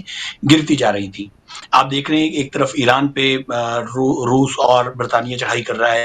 برصغیر خود کالونیلزم کا شکار ہے، عرب کی مملکتیں سلطنت عثمانیہ ڈوب رہی ہے۔ تو آج اگرچہ یہ حکومتیں مسلمانوں کے پاس ہیں، لیکن افسوس کے ساتھ کہ مسلمانوں کے پاس نہیں ہے، یا اسلام مسلمانوں کے پاس نہیں ہے۔ جس طرح علامہ اقبال نے اس وقت میں بھی اسی بات کو محسوس کیا، کہا کہ نماز و روزہ و حج کیا ہے، وہ جہاد و نماز و روزہ و حج یہ سب باقی ہے، تو باقی نہیں ہے۔ تو آج بھی ہمیں یہ نظر آتا ہے کہ حکومتیں ہیں، مسلمان نماز بھی پڑھتے ہیں، خانہ کعبہ میں بھی جاتے ہیں، اور وہ بڑے بڑے پروگرامز بھی کرواتے ہیں، ملتے بھی ہیں، لیکن پروگرام کی صدارت جو ہے وہ ٹرمپ جیسا شخص کر رہا ہوتا ہے۔ سو خود وہ روح باقی نہیں ہے، وہ دین باقی نظر نہیں آتا۔ علامہ اقبال نے اس دوران میں کچھ چیزوں کا انالیسس کیا تھا، اور میرا خیال ہے کہ مسائل آج بھی وہیں کھڑے ہیں، کیونکہ علامہ اقبال کو مسخ کر دیا گیا۔ یعنی علامہ اقبال جیسی شخصیت جس نے مسلمانوں کے مسائل کا انالیسس کیا اور مسلمانوں کے درمیان اپنی جگہ بنا لی، اب اس شخصیت کے اثر کو توڑنے کا اور کوئی طریقہ نہیں تھا سوائے یہ کہ اس کو اڈاپٹ کر کے ڈیویٹ کر دیا جائے، یعنی اس شخصیت کے افکار کو اس طرح سے بگاڑ کے پیش کیا جائے کہ ایک لمیٹڈ طبقہ یا ایک لمیٹڈ گروپ جو ہے نا، صرف وہ علامہ اقبال کے افکار سے آشنا ہو، اور ایک شخصیت کو متنازع شخصیت بنا دیا جائے۔ آج ہم دیکھتے ہیں کہ بڑے بڑے جو سیمینارز ہوتے ہیں، بڑے بڑے جو پروگرامز ہوتے ہیں، وہ علامہ اقبال کے انتہائی سطحی قسم کے اشعار تک محدود رہ جاتے ہیں۔ مثلا شکوہ جواب شکوہ جو مشہور ہو گئی، گایا بھی گئی، سن بھی گئی، وغیرہ وغیرہ۔ علامہ کا کلام کیا یہی تھا؟ یعنی یہ شکوہ جواب شکوہ 1911-1913 میں لکھا جا رہا ہے، جو علامہ کے ارتقاء کے اعتبار سے بالکل ابتدائی دور ہے۔ اس کے بعد علامہ کے بڑے کلام آنا شروع ہوتے ہیں، اسرار خودی، رموز خودی، وغیرہ وغیرہ، اور پھر اردو کلام تک محدود کرنا خود علامہ کے، یعنی یوں کہہ لیجئے کہ شاعری سے سر کاٹ لینے کے برابر ہے، کہ اصل میں جو مغز ہے شاعری کا، یا جو علامہ کے کلام کی تاثیر ہے، وہ میں کے پیچیدہ مفاہیم نظر آتے ہیں۔ تو یہ دو کام اللہ اب ہوا یہ کہ علامہ کی مثلا جو اسکولوں میں کتابوں میں بلکہ میں نے اس بار دیکھا ہی نہیں، جو ہمارے سلیبس میں علامہ کی جو وہ ہے انتخاب ہے اس کو تبدیل کیا گیا، تو ابتدائی کتابوں میں سے علامہ کی ایک غزل اٹھا کر ڈال دی جس کے مضامین بہت سادہ سے ہیں۔ اب میں تعجب کرتا ہوں، حیران ہوتا ہوں کہ یعنی یہ انتخاب کرنے والے کیا سوچتے ہیں اور کیوں ایسے یعنی جان بوجھ کے اس بڑی شخصیت کو، یعنی یوں ہے کہ آپ آئنسٹائن کے نام سے وہ کام شروع کر دیں جو وہ ایسا مثلا اپنے کلرک ہونے کی حیثیت سے وہ کام کر رہا تھا، یعنی علامہ جیسی شخص جو آئنسٹائن کے اوپر نقد کرتی ہے، جو نیچے کے اوپر لکھتی ہے، جو مثلا برگسا کے اوپر لکھ رہی ہے، جو مثلا اتنی بڑی شخصیت کو آپ ایک چھوٹی ایک روایتی غزل اٹھا کر ڈال دیں، تو یہ اس شخصیت کی توہین ہے۔ اور آپ دیکھیے کہ یعنی ہم نے بار بار یہ چیز فیس کی ہے، ہم اپنی شخصیات کے ساتھ یہ کرتے رہے ہیں۔ تو علامہ کے ساتھ علامہ نے جو ان کا میں سمجھتا ہوں کہ منضبط کام، جو ایک بڑا کام ہے، جو آرگنائزڈ کام ہے، وہ ان کے لیکچرز میں نظر آتا ہے۔ آپ نے نہیں دیکھا ہوگا ہماری کسی یونیورسٹی میں، ہمارے ہاں کہیں پہ علامہ کے ان لیکچرز کے اوپر کام ہو رہا ہو۔ وہ 7 لیکچر ریکنسٹرکشن آف تھاٹس علامہ نے گویا یعنی ایک بالکل نئے زاویے سے اسلام کو پیش کیا ہے۔ اچھا ممکن ہے اس میں، اور یقیناً یعنی اس میں بہت سی غلطیاں بھی ہیں، لیکن جب یعنی آپ یہ دیکھیے کہ ایک معاشرہ اس قابل ہو کہ ان لیکچرز کو، ان دروس کو سمجھنے کی فہم پیدا کرے، تو صحیح اور غلط کی شناخت ہو پائے گی نا، پھر ہمیں اپنے مسائل نظر آئیں گے۔ یعنی آج سائنس اس سے بہت زیادہ ترقی کر چکی ہے۔ علامہ اقبال نے آئنسٹائن کے اس ریلیٹیوٹی کو جس طرح سے اس میں بیان کیا، اس میں کچھ پرابلمز ہیں، کوئی شک، لیکن وہ بہت پرانی بات ہے۔ آج ہم 100 سال گزارنے کے بعد بھی وہیں کھڑے، بلکہ وہاں بھی نہیں پہنچ پا رہے ہیں، اس کی خاکے پا تک بھی نہیں پہنچ پا رہے ہیں۔ تو یہ انتہائی افسوسناک کام ہے۔ سو علامہ کے ساتھ یعنی جو سب سے پہلی جو بات کریں ہم، حل کیا ہے؟ حل یہ ہے کہ علامہ جیسے موضوعات کو چھیڑا جائے، ان موضوعات پہ بحث کی جائے۔ یعنی علامہ نے موضوع اٹھایا کہ اسلام میں ثنویت یعنی دوئی کیوں نظر آتی ہے ہمیں، ہم دین الگ دیکھتے ہیں، دنیا الگ دیکھتے ہیں، اور علامہ نے وہاں پہ یعنی یہ جملہ میں نے بڑے بڑے افراد کے سامنے جب میں کوٹ کرتا ہوں تو لوگوں کی آنکھیں پھٹی رہ جاتی ہیں، اور وہ کہتے ہیں کہ یہ واقعی علامہ نے یہ لکھا ہے۔ علامہ نے لکھا کہ ایک صوفی جو عبادت کے ذریعے جس مقام تک پہنچنا چاہ رہا ہوتا ہے، جس طرح عبادت کر رہا ہوتا ہے، ایک سائنٹسٹ لیب میں بیٹھ کر ویسے ہی عبادت کر رہا ہے۔ اب یہ بات باشگاہ فاش الفاظ میں یہ بات لکھ دینا، یہ بہت بڑی جرت کی بات ہے۔ آج 100 سال پہلے تصور کیجیے، آج بھی یہ بات لوگوں کو ہضم نہیں ہوتی ہے، دینی طبقے کو خاص طور پہ۔ سو اب یہ وہ مسائل ہیں جس کو علامہ ہمارا حل دیکھ رہے تھے، کہ آپ نے دین کو اس طرح سے سمجھنا ہے کہ آپ کا دین آپ کو سولوشنز دے رہا ہو، نہ یہ کہ آپ کا دین صرف آپ کو نماز پڑھنا سکھائے، آپ کا دین صرف آپ کو زکوٰۃ دینا سکھائے اور مثلا داڑھی کا سائز اور پائنچوں کا سائز بتا رہا ہو، بلکہ دین کا کام اس سے بہت آگے ہے۔ اور پھر علامہ مثلا وہاں سے پورا ایک نظام سلطنت اور حکومت اور وہ سارا اسٹرکچر بناتے ہوئے دکھاتے ہیں علامہ۔ تو مشکل یہ پیش آتی ہے کہ اگر ہم علامہ کی شخصیت کو اصل معنوں میں اپنی نسلوں کو دینا شروع کر دیں یا سمجھانا شروع کر دیں یا ان کے سامنے پریزنٹ کر دیں، تو وہ مورائل جو ڈوبا ہوا ہوتا ہے، یعنی میں ایک اسکالر کو سن رہا تھا اور انہوں نے بہت ہی خوبصورت انالیسس کیا کہ ہمیں یہ نظر آتا ہے کہ سر سید کی انداز فکر میں اور ان کے کام میں اور علامہ کے انداز فکر میں اور ان کے کام میں بہت زیادہ فرق ہے۔ ایون علامہ نے کئی جگہوں پہ تنقید بھی کی سر سید پہ، اور مثلا وہ ایک نظم ملتی ہے، وہ غالباً سر سید کے بارے میں نہیں لیکن فلسفہ زدہ سید زادے کے نام اور اس طرح کی کئی چیزوں پہ تو ایک فرق نظر آتا ہے۔ سو کہتے ہیں کہ سر سید کے انداز فکر جو ہے وہ اس بنیاد پر تھا کہ انہوں نے غلامی قبول کر لی تھی، کہ اب ہم غلام بن گئے ہیں اور ہمیں غلام ہی رہنا ہے۔ اب اس غلامی کے ساتھ کس طرح کوپ اپ کرنا ہے، کہ اب ہم ہیں تو غلام، رہیں گے تو غلام ہی، اب انگریزوں کے ساتھ اچھے تعلقات کیسے بنانے ہیں، اس دوران میں غلامی میں زیادہ سے زیادہ لیوریج کیسے لینی ہے۔ علامہ نے فکری طور پر خود کو غلام نہیں بننے دیا تھا، اور یہ غلامی کے اس دور میں بہت بڑا جہاد تھا کہ یعنی ایک شخصیت جو اس بات کو پوری طرح محسوس کر رہی ہے کہ انگریز ہمارے بارے میں کیا سوچتے ہیں، فرانسیسی ہمارے بارے میں کیا سوچتے ہیں، جرمن ہمیں کس طرح نظر سے دیکھ رہے ہیں، باقی مثلا مسلمانوں کی حالت پوری دنیا میں یہ ہو گئی ہے کہ کوئی ملک ایسا نہیں ہے کہ جس کو مسلمانوں کا نمائندہ ملک کہا جا سکے۔ ایک ایک کر کے ٹکڑے بکھرے ہو رہے ہیں سلطنت عثمانیہ کے اور مسلم ممالک کے، افریقہ میں کیا ہو رہا ہے وغیرہ وغیرہ، وہ سلسلہ بڑھتا چلا جا رہا ہے۔ اور علامہ وہاں پہ نعرہ بلند کر رہے ہیں کہ تینوں عرب ہمارا، ہندوستان ہمارا، مسلم ہے وطن ہے سارا جہاں ہمارا۔ یعنی یہ بات، یعنی یہ کہاں بیٹھ کر ایک انسان کہاں کی بات کر رہا ہے، اس نے اپنے آئیڈیل کو نیچے نہیں آنے دیا، کہ وہ ابھی بھی اس سوچ کے ساتھ بیٹھے ہیں، اس امنگ کے ساتھ بیٹھے ہیں کہ نہیں، آخری غلبہ اسلام کا ہونا ہے پوری دنیا میں. اب یہ بات اتنی بڑی بات ہے کہ اس قوم میں، جس قوم کے اندر یہ شعور نہ ہو کہ ہم زندہ بھی رہ سکتے ہیں یا نہیں رہ سکتے، ہم بطور قوم سروائیو بھی کر سکتے ہیں یا نہیں کر سکتے، لیکن وہاں پہ علامہ اقبال یہ آئیڈیا دے رہے ہیں کہ اپنی ملت پر قیاس اقوام مغرب سے نہ کر. یہ نہیں مغرب اور ہماری مطلب یہ کیا موازنہ کر کے لے کے بیٹھ گئے ہو، ہم مسلمان ہیں، خاص ہے ترکیب میں قوم رسول ہاشمی، اور ہمارا ایک خاص آہنگ ہوگا، خاص انداز ہوگا، ایک اجتماعی بات. اور اس کے لیے یعنی اس لیول تک لانے کے لیے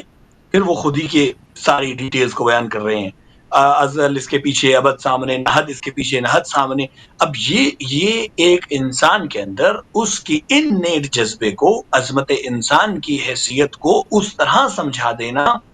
کہ وہ خود کو کسی بھی طرح چھوٹا محسوس نہیں کرے گا، وہ کسی بھی طرح تبصر محسوس نہیں کرے گا. آپ یہ دیکھیے، یعنی اب میں ایک مثال دوں، معذرت آپ نے کچھ اور موضوعات سوچ رکھے ہوں گے لیکن یہ بہت دلچسپ ہے، میں چاہ رہا ہوں کہ ہمارے ناظرین تک یہ بات پہنچے. برطانوی سامراج نے خاص طور پہ، اور برطانیہ کا یہ خاص طریقہ تھا، جہاں جہاں یہ لوگ گئے ہیں تو انہوں نے ایک کام کیا اور بہت شدت کے ساتھ کیا کہ ان قوموں کے اندر ان کے ضمیر کی تحقیر کی، یعنی ان کے تمام افتخارات کو خاک میں ملا دیا ان کے سامنے. آپ مختلف اور جگہوں پہ بھی دیکھیے، ایون قرآن میں فرعون کے بارے میں یہ چیز ملتی ہے کہ اس نے بنی اسرائیل کی تحقیر کی، ان کے اندر سے یہ جذبہ مٹ گیا کہ ہم فرعون کے مقابلے پہ کھڑے بھی ہو سکتے ہیں. اور اسی لیے آپ دیکھتے ہیں کہ جب بنی اسرائیل موسیٰ علیہ السلام کے ساتھ کھڑے ہوئے بھی سمندر کے کنارے پہنچے تو کہہ رہے ہیں موسیٰ تم نے ہمیں مروا دیا، اب تو ہم گئے، اب پیچھے فرعون ہے، آگے لشکر دریا ہے، وغیرہ وغیرہ. تو یعنی اتنا پست کر دیا جاتا ہے ایک قوم کے ذہن کو کہ وہ سوچ نہیں سکتا کہ ہم آزاد بھی ہو سکتے ہیں. یہ کام برطانیہ نے کیا. کس طرح کیا؟ برطانیہ نے مثلا آپ دیکھتے ہیں کہ جب جلیانوالہ باغ کا واقعہ ہوتا ہے تو وہاں پہ کرالنگ آرڈر نافذ کیا گیا. وہاں قریب میں ایک عورت، ایک انگریز عورت تھی جس کے اوپر لوگوں نے غصہ نکالا، اور وہاں پہ کرالنگ آرڈر نافذ کیا گیا کہ جو بھی یہاں سے گزرے گا پیٹ کے بل رینگتا ہوا گزرے گا، حیوانات کی طرح. اگر کوئی سر بھی اٹھا کے گزرے گا وہاں سے تو اس کو گولی مار دی جائے گی. کئی دنوں تک یا شاید مہینوں تک اس پورے ایریا میں، یعنی اس ایک پیچ میں یہ آرڈر نافذ رہا. یعنی اتنا لوگوں کو پست کر دیا کہ لوگ سوچ نہیں سکتے تھے کہ ہم اس کی مخالفت بھی کر سکتے ہیں، اور جو اٹھتا تھا مخالفت کے لیے سر اٹھاتا تھا اس کو بدترین طریقے سے، یعنی خود جلیانوالہ باغ والا جو واقعہ ہے اس میں بدترین تشدد اس طرح سے کیا گیا. دوسرا کام، ٹیپو سلطان کو جب شہید کیا گیا پورے برطانیہ میں، یعنی جشن منایا گیا لندن میں، اور ٹیپو نام سے انہوں نے اپنے کتوں کو موسوم کرنا شروع کیا. مسلسل ہسٹری میں یہ چیز ملتی ہے کہ وہ کتوں کے نام ٹیپو رکھا کرتے تھے اس تحقیر کے لیے. اور پھر بنگال میں کہتے ہیں 1000 شیروں کا شکار کر کے ان کے اس میں بھوس بھر کے ان کو سڑکوں پہ کھلونے کے طور پہ بیچا گیا، آرائش کے طور پہ بیچا گیا شکاری کے طور پہ. یعنی یہ چند ایگزامپلز ہیں، یا اور بھی اس طرح کئی چیزیں. خان سامہ مثلا ٹیپو سلطان کی فوج میں ایک وہ ہوتا تھا، بڑا ایک معزز رتبہ ہوتا تھا، اس کو ایک باورچی کے طور پہ. جمیدار ہوتا تھا، جمیدار مثلا ایک خاص وہ ہوتا تھا، اس کو مثلا بھنگی کے طور پہ، یا اور اس طرح کی کئی چیزیں. تو ہم بہت ہی سائیکولوجیکل کیا. آج بھی ہم دیکھتے ہیں کہ ہماری یہی وہ کالونائزڈ مائنڈ سیٹ جو ہیں، کہ ہم دیکھتے ہیں کہ وہ جو نائب قاصد ہوتا ہے اس کو پگڑی پہنائی ہوتی ہے، اور وزیر اعظم صاحب جو ہے وہ 2 پیس میں گھوم رہے ہوتے ہیں انگریزی لباس میں، کیونکہ وہ پگڑی جو ہے وہ پنجاب کی عظمت کی علامت ہے، تو اس کو حقارت اور ذلت دینے کے لیے، یا اور اس طرح بے شمار. اب اس دوران میں علامہ اقبال خود ہی کی بات کر رہے ہیں. وہ کیا علامہ اقبال کہہ رہے ہیں کہ من کی دنیا میں نہ کیا ہے کہ نہ افرنگ ہے اور نہ ہی وہ اس کا راج ہے. من کی دنیا تو الگ ہے، اور من کی دنیا میں کوئی اس طرح کا ڈنڈورا نہیں ہے. اپنے من میں ڈوب جا، پا جا سراغ زندگی کو، اگر میرا نہیں بنتا نہ بن اپنا تو بن. اب یہ علامہ اقبال اس وقت میں خود ہی کی عظمتیں بتاتے ہیں جوانوں کو. یہ اتنا بڑا کام تھا کہ وہ قوم جو مثلا زندہ رہنے کے لیے بھی دوسروں کے اشارے کو دیکھنا چاہتی تھی، وہ قوم مقابلے پہ آ رہی ہے. یعنی وہ قوم ڈائلاگ میں بیٹھ رہی ہے. وہ جوان، علی گڑھ کے نکلے ہوئے جوان جو ہے وہ انگریزوں کے ساتھ ڈائلاگ میں بیٹھ رہے ہیں، ہندوؤں کے ساتھ ڈائلاگ میں بیٹھ رہے ہیں. یہ بہت بڑی بات ہوتی ہے. جب بھی کہیں ڈائلاگ ہوتے ہیں تو آپ کو پتا ہے کہ وہی آگے سبقت لے جاتا ہے، اپنی بات منواتا ہے، جو مورلی بہت اسٹرانگ ہوتا ہے، یا جو بہت مثلا سائیکولوجیکلی جس کو اپر ہینڈ حاصل ہوتا ہے. تو اگر مسلمانوں نے تیار ہونا تھا کہ کسی موقع پر آ کر ڈائلاگ کے ذریعے قرآن جدوجہد ہی اپنی بات منوا سکیں، علامہ اقبال کے مہیا کیے ہوئے اس جو ہے نا مضبوط سائیکولوجیکل سپورٹ کے بغیر ممکن نہیں تھا. آج بھی ہماری یہی مسئلہ ہے، آج بھی یعنی پرابلم یہیں پہ کھڑی ہے. آج بھی ہمیں یہ بات ہماری اعلیٰ ترین سطح کے افراد، یعنی اعلیٰ ترین منصب پہ بیٹھے ہوئے افراد، اگرچہ ان کو آپ جو بھی کہیں سطح جو بھی ہے، وہ ہمیں باور کروا رہے ہوتے ہیں کہ beggars are not choosers. یہ اس سے بھی زیادہ پستی ہے. ہم دیکھیں، یعنی یہ ایک بڑی سطح کی بات کر رہا ہوں، عوامی سطح پہ بھی بالکل ایسے ہی ہے. ہم دیکھتے ہیں مثلا کسی بھی مصیبت میں آپ کو کہیں پہ یہ آواز اٹھتی نظر نہیں آئے گی. میں مقصد مثال دیتا ہوں، یعنی جب کووڈ آیا تو کیا کسی نے یہ بات کہی کہ ہم ویکسین بنائیں گے، ہم پوری دنیا کے لیے علاج تلاش کریں گے؟ ہم نے ایک ہی ڈنڈورا پیٹنا شروع کیا کہ ویکسین امپورٹ کہاں سے کروانی ہے، ویکسین کا چندہ کہاں سے لینا ہے، یو این دے گا، امریکہ دے گا، چائنا دے گا، کون بھیک میں دے گا ویکسین؟ تو یہ وہ مائنڈ سیٹ جو ہمارا بنا دیا گیا ہے، پست در پست اتنا پست کر دیا گیا ہے کہ ہم یہ سوچ نہ سکیں کہ ہم نے اپنے مسئلے خود حل کر. ہم جب بازار جاتے ہیں تو پہلے کوئی چیز لینے سے پہلے پوچھتے ہیں کہ یہ کسی اور ملک کی بنی ہوئی ہے نا، ہماری اپنی بنی ہوئی تو نہیں ہے. اور کوئی چیز لوکل چیز کو اتنی تحقیر سے پوچھتے ہیں، لوکل بنی ہوئی چیز ہے، پتہ نہیں یہ تو کام کرے گی یا نہیں کرے گی. یعنی یہ وہ مائنڈ سیٹ ہے. سو جب تک ہمارے جوان اس سے نہیں نکلیں گے، اور اس کے لیے یقین آج علامہ اقبال کی فکر اتنی ہی ریلیونٹ اور اتنی ہی اہم ہے جس کی ضرورت. بہت ہی آپ نے بنیادی اور بہت ہی اہم جو نکات ہیں نا ان کی طرف اشارہ کیا، اور یقینی طور پہ یہ ہم سب کے دلوں کا ایک وہ کہہ لیں کہ کرب اور اذیت ہے جس کو آپ نے اس وقت بیان کیا. کیونکہ آج نہ فقط پاکستان یا مسلمان کی، آج اگر ہم دیکھیں عالمی سطح پر انسان کی قدردانی انسان کی نظر میں ختم ہو چکی ہے. یعنی یہ تو چلے ہمیں تو کلونیل مائنڈ سیٹ کا سامنا ہے اور ہم اس پہ خوش رہتے ہیں اور بڑا یہ کہتے ہیں کہ جی چلے گورا آیا تھا تو سڑکیں تو بنا گیا تھا، یہ ٹرین تو بنا گیا تھا، یہ فلاں بلڈنگ تو بنا گیا تھا، ہم نے کیا کیا، ہم سے تو وہ روح ہی لے گیا تھا. تو یہ ہم نے کیا کہ اس پہ ہم نے فاتحہ پڑھ لی اور اس کے بعد اپنی قبروں پہ بیٹھے ہم سوچتے ہیں کہ اب ان قبروں پہ یہ دیے کیسے جلانے ہیں یا ہم نے زندہ کیسے ظاہری طور پہ رہنا ہے. اور ہم نے اپنی شخصیت کو اتنا پست اور گھٹیا بنا دیا کہ آج عزت اور یعنی اس کے لیے ہم سوچتے ہیں کہ اگر ٹرمپ جیسے پست ترین شخص کے ساتھ کھڑے ہوتے ہیں تو ہمیں لگتا ہے کہ ہم بہت بڑی شخصیت بن گئے ہیں، یا اس کی کال آ جاتی ہے یا وہ ایک لفظ بول دیتا ہے ہمارے لیے تو ہمیں یوں لگتا ہے کہ وہ جنت سے کوئی میرا خیال ہے کسی فرشتے نے ہمیں پکارا ہے یا نہیں معلوم کیا. یعنی اس طرح کی کوئی کیفیت ہمارے میڈیا پہ بھی طاری ہو جاتی ہے، ہم پہ بھی اور ہمارے حکمرانوں اور ان پہ بھی. اور جو ابھی اس وقت ابھی جو آپ نے بات کی کہ عالمی سطح پر بھی دیکھیں اس وقت یعنی 1938 میں علامہ کی ڈیتھ ہوتی ہے اور اس سے پہلے وہ ہمیں جگانے کی کوشش کر رہے ہیں اور ہم نہیں جاگ رہے ہیں. اور اس وقت اور پھر بعد میں جو اب ہماری قوم ہے جس میں لبرل طبقہ ہو یا ایون جو اقبال شناس بھی اپنے آپ کو کہتے ہیں تو وہ بھی عمومی طور پہ یہ نظر آتا ہے کہ ان کو یہ لگتا ہے کہ یہ جو علامہ کی سوچ ہے متروک ہے، اس کی اب ضرورت نہیں ہے، یہ قابل عمل نہیں ہے، یہ کہاں عمل ہوگی، یہ کیسے ممکن ہے.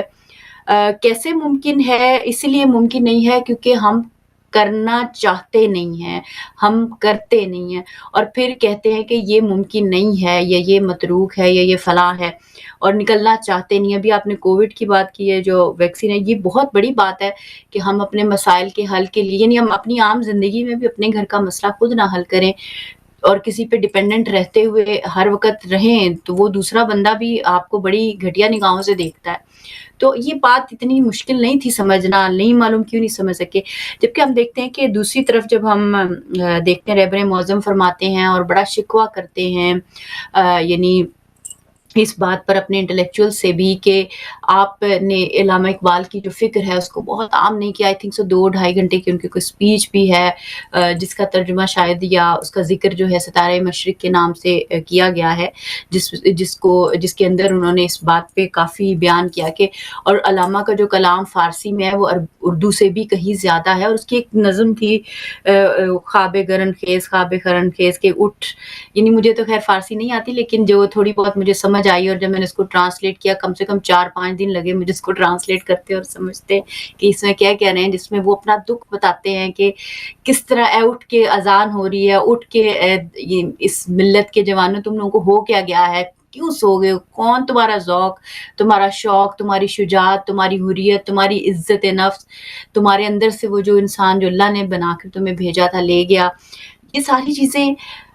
دیتی ہیں، مگر ہم کوئی لائحہ عمل بنا نہیں پاتے. یہ کس کے اوپر ڈپینڈ کرتا ہے؟ اگر اب ہم حکومت کی بات کریں تو وہ تو نہیں کرے گی علامہ کی سوچ کو عام. نصاب تعلیم جو ہے وہ تو ہمارا کلونیل ہے، اور جن کی بات آپ نے ابھی کی وہ بڑی اہم ہے کہ وہ تو بنانے والے خود بھی علامہ سے کوئی تعلق نہیں رکھتے ہیں، تو انہوں نے کیوں بچوں تک ان کی بات حق بات پہنچانی ہے. جبکہ وہ رموز خودی یا اس طرح فلسفہ خودی کے اعتبار سے ایک دفعہ ان کی میں بڑی خوبصورت وہ تمثیل تھی جس میں کوئلے اور ہیرے کو انہوں نے گفتگو آپس میں کرائی، اور کوئی ہیرا جو تھا اس نے تحقیر نہیں کی کسی بھی مقام پہ کوئلے کی کہ ہم تو ایک کی جگہ تھے، تم تو دیکھو کیا رہ گئے یا فلاں، بلکہ اس نے اس کی بھی ڈگنیٹی کو قائم رکھا اور اپنی بھی ہر چیز کو بیان کیا. یہ شخصیات بتا رہے ہیں وہ کہ یہ شخصیت ہوتی ہے. یہ شخصیت کیوں نہ بن سکی ابھی تک؟ آپ کیسے سمجھتے کہ عام سوسائٹی اس وقت جو لوگ آپ کو دیکھ سن رہے ہیں، اگر اقبال کے کلام کو سمجھنا ہے، ان کی فکر کو سمجھنا ہے، یا ان افکار کو سمجھ کے ان کو آگے بڑھانا ہے، تو کیا ہم کام کریں as a society, as a individual کوئی بھی؟ کیونکہ میں نہیں سمجھتی کہ اس وقت ہماری مری ہوئی مردہ سوسائٹی میں کسی کے اندر کوئی حرکت ہے. آئی ڈونٹ تھنک سو، کیونکہ وہ نظر نہیں آتی. 2 سال غزہ کو ہو گئے برباد ہوتے. ابھی سوڈان میں جو ہو رہا ہے، میانمار میں جو ہوا، یمن میں جو ہوا، یہ جو لبنان میں ہر دن ہو رہا ہے، شام میں جس ظلم سے انسانوں کے ساتھ قتل و غارت ہو رہی ہے، پھر ہندوستان کے مسلمان جو ہر وقت خوف زدہ رہتے ہیں، لیکن وہ نہیں کہتے کہ ہم خوف زدہ ہیں، لیکن ہے تو ظاہر سچویشن اسی طرح کی. ابھی ہم اپنے پارا چنار میں بھی دیکھ لیں جہاں پہ ظاہر زائنسٹ پرسپیکٹو میں جو حالات اور واقعات شیعوں کے ساتھ چل رہے ہیں، یہ ساری چیزیں چل رہی ہیں. اور اس وقت جس طرح 27ویں جو ترمیم بھی آ گئی ہے ایک طرح سے، جو آخری کیل ہم نے اپنے تابوت میں ایک طرح سے ٹھونکی ہے. تو یہ ساری سچویشن کو دیکھتے ہوئے کیا آپ کو سمجھ آتا ہے کہ اقبال کے کلام میں یہ رائے حل نکلتا ہے، یہ ویژن نکلتا ہے ایک امت کے لیے، ایک قوم کے لیے، اور ایک جو مسلمان ہم سب لوگ ہیں کہ ٹھیک ہے جو بھی جہاں بھی کچھ بھی کر سکتا ہے ایٹ لیسٹ کرے تو صحیح، نہ کرنے سے تو پھر بھی کچھ کرنا بہتر ہی ہوتا ہے. دیکھیے مجھے یہ لگتا ہے کہ ہم نے بہت سارے مراحل قومی ارتقاء کے مس کر دیے ہیں.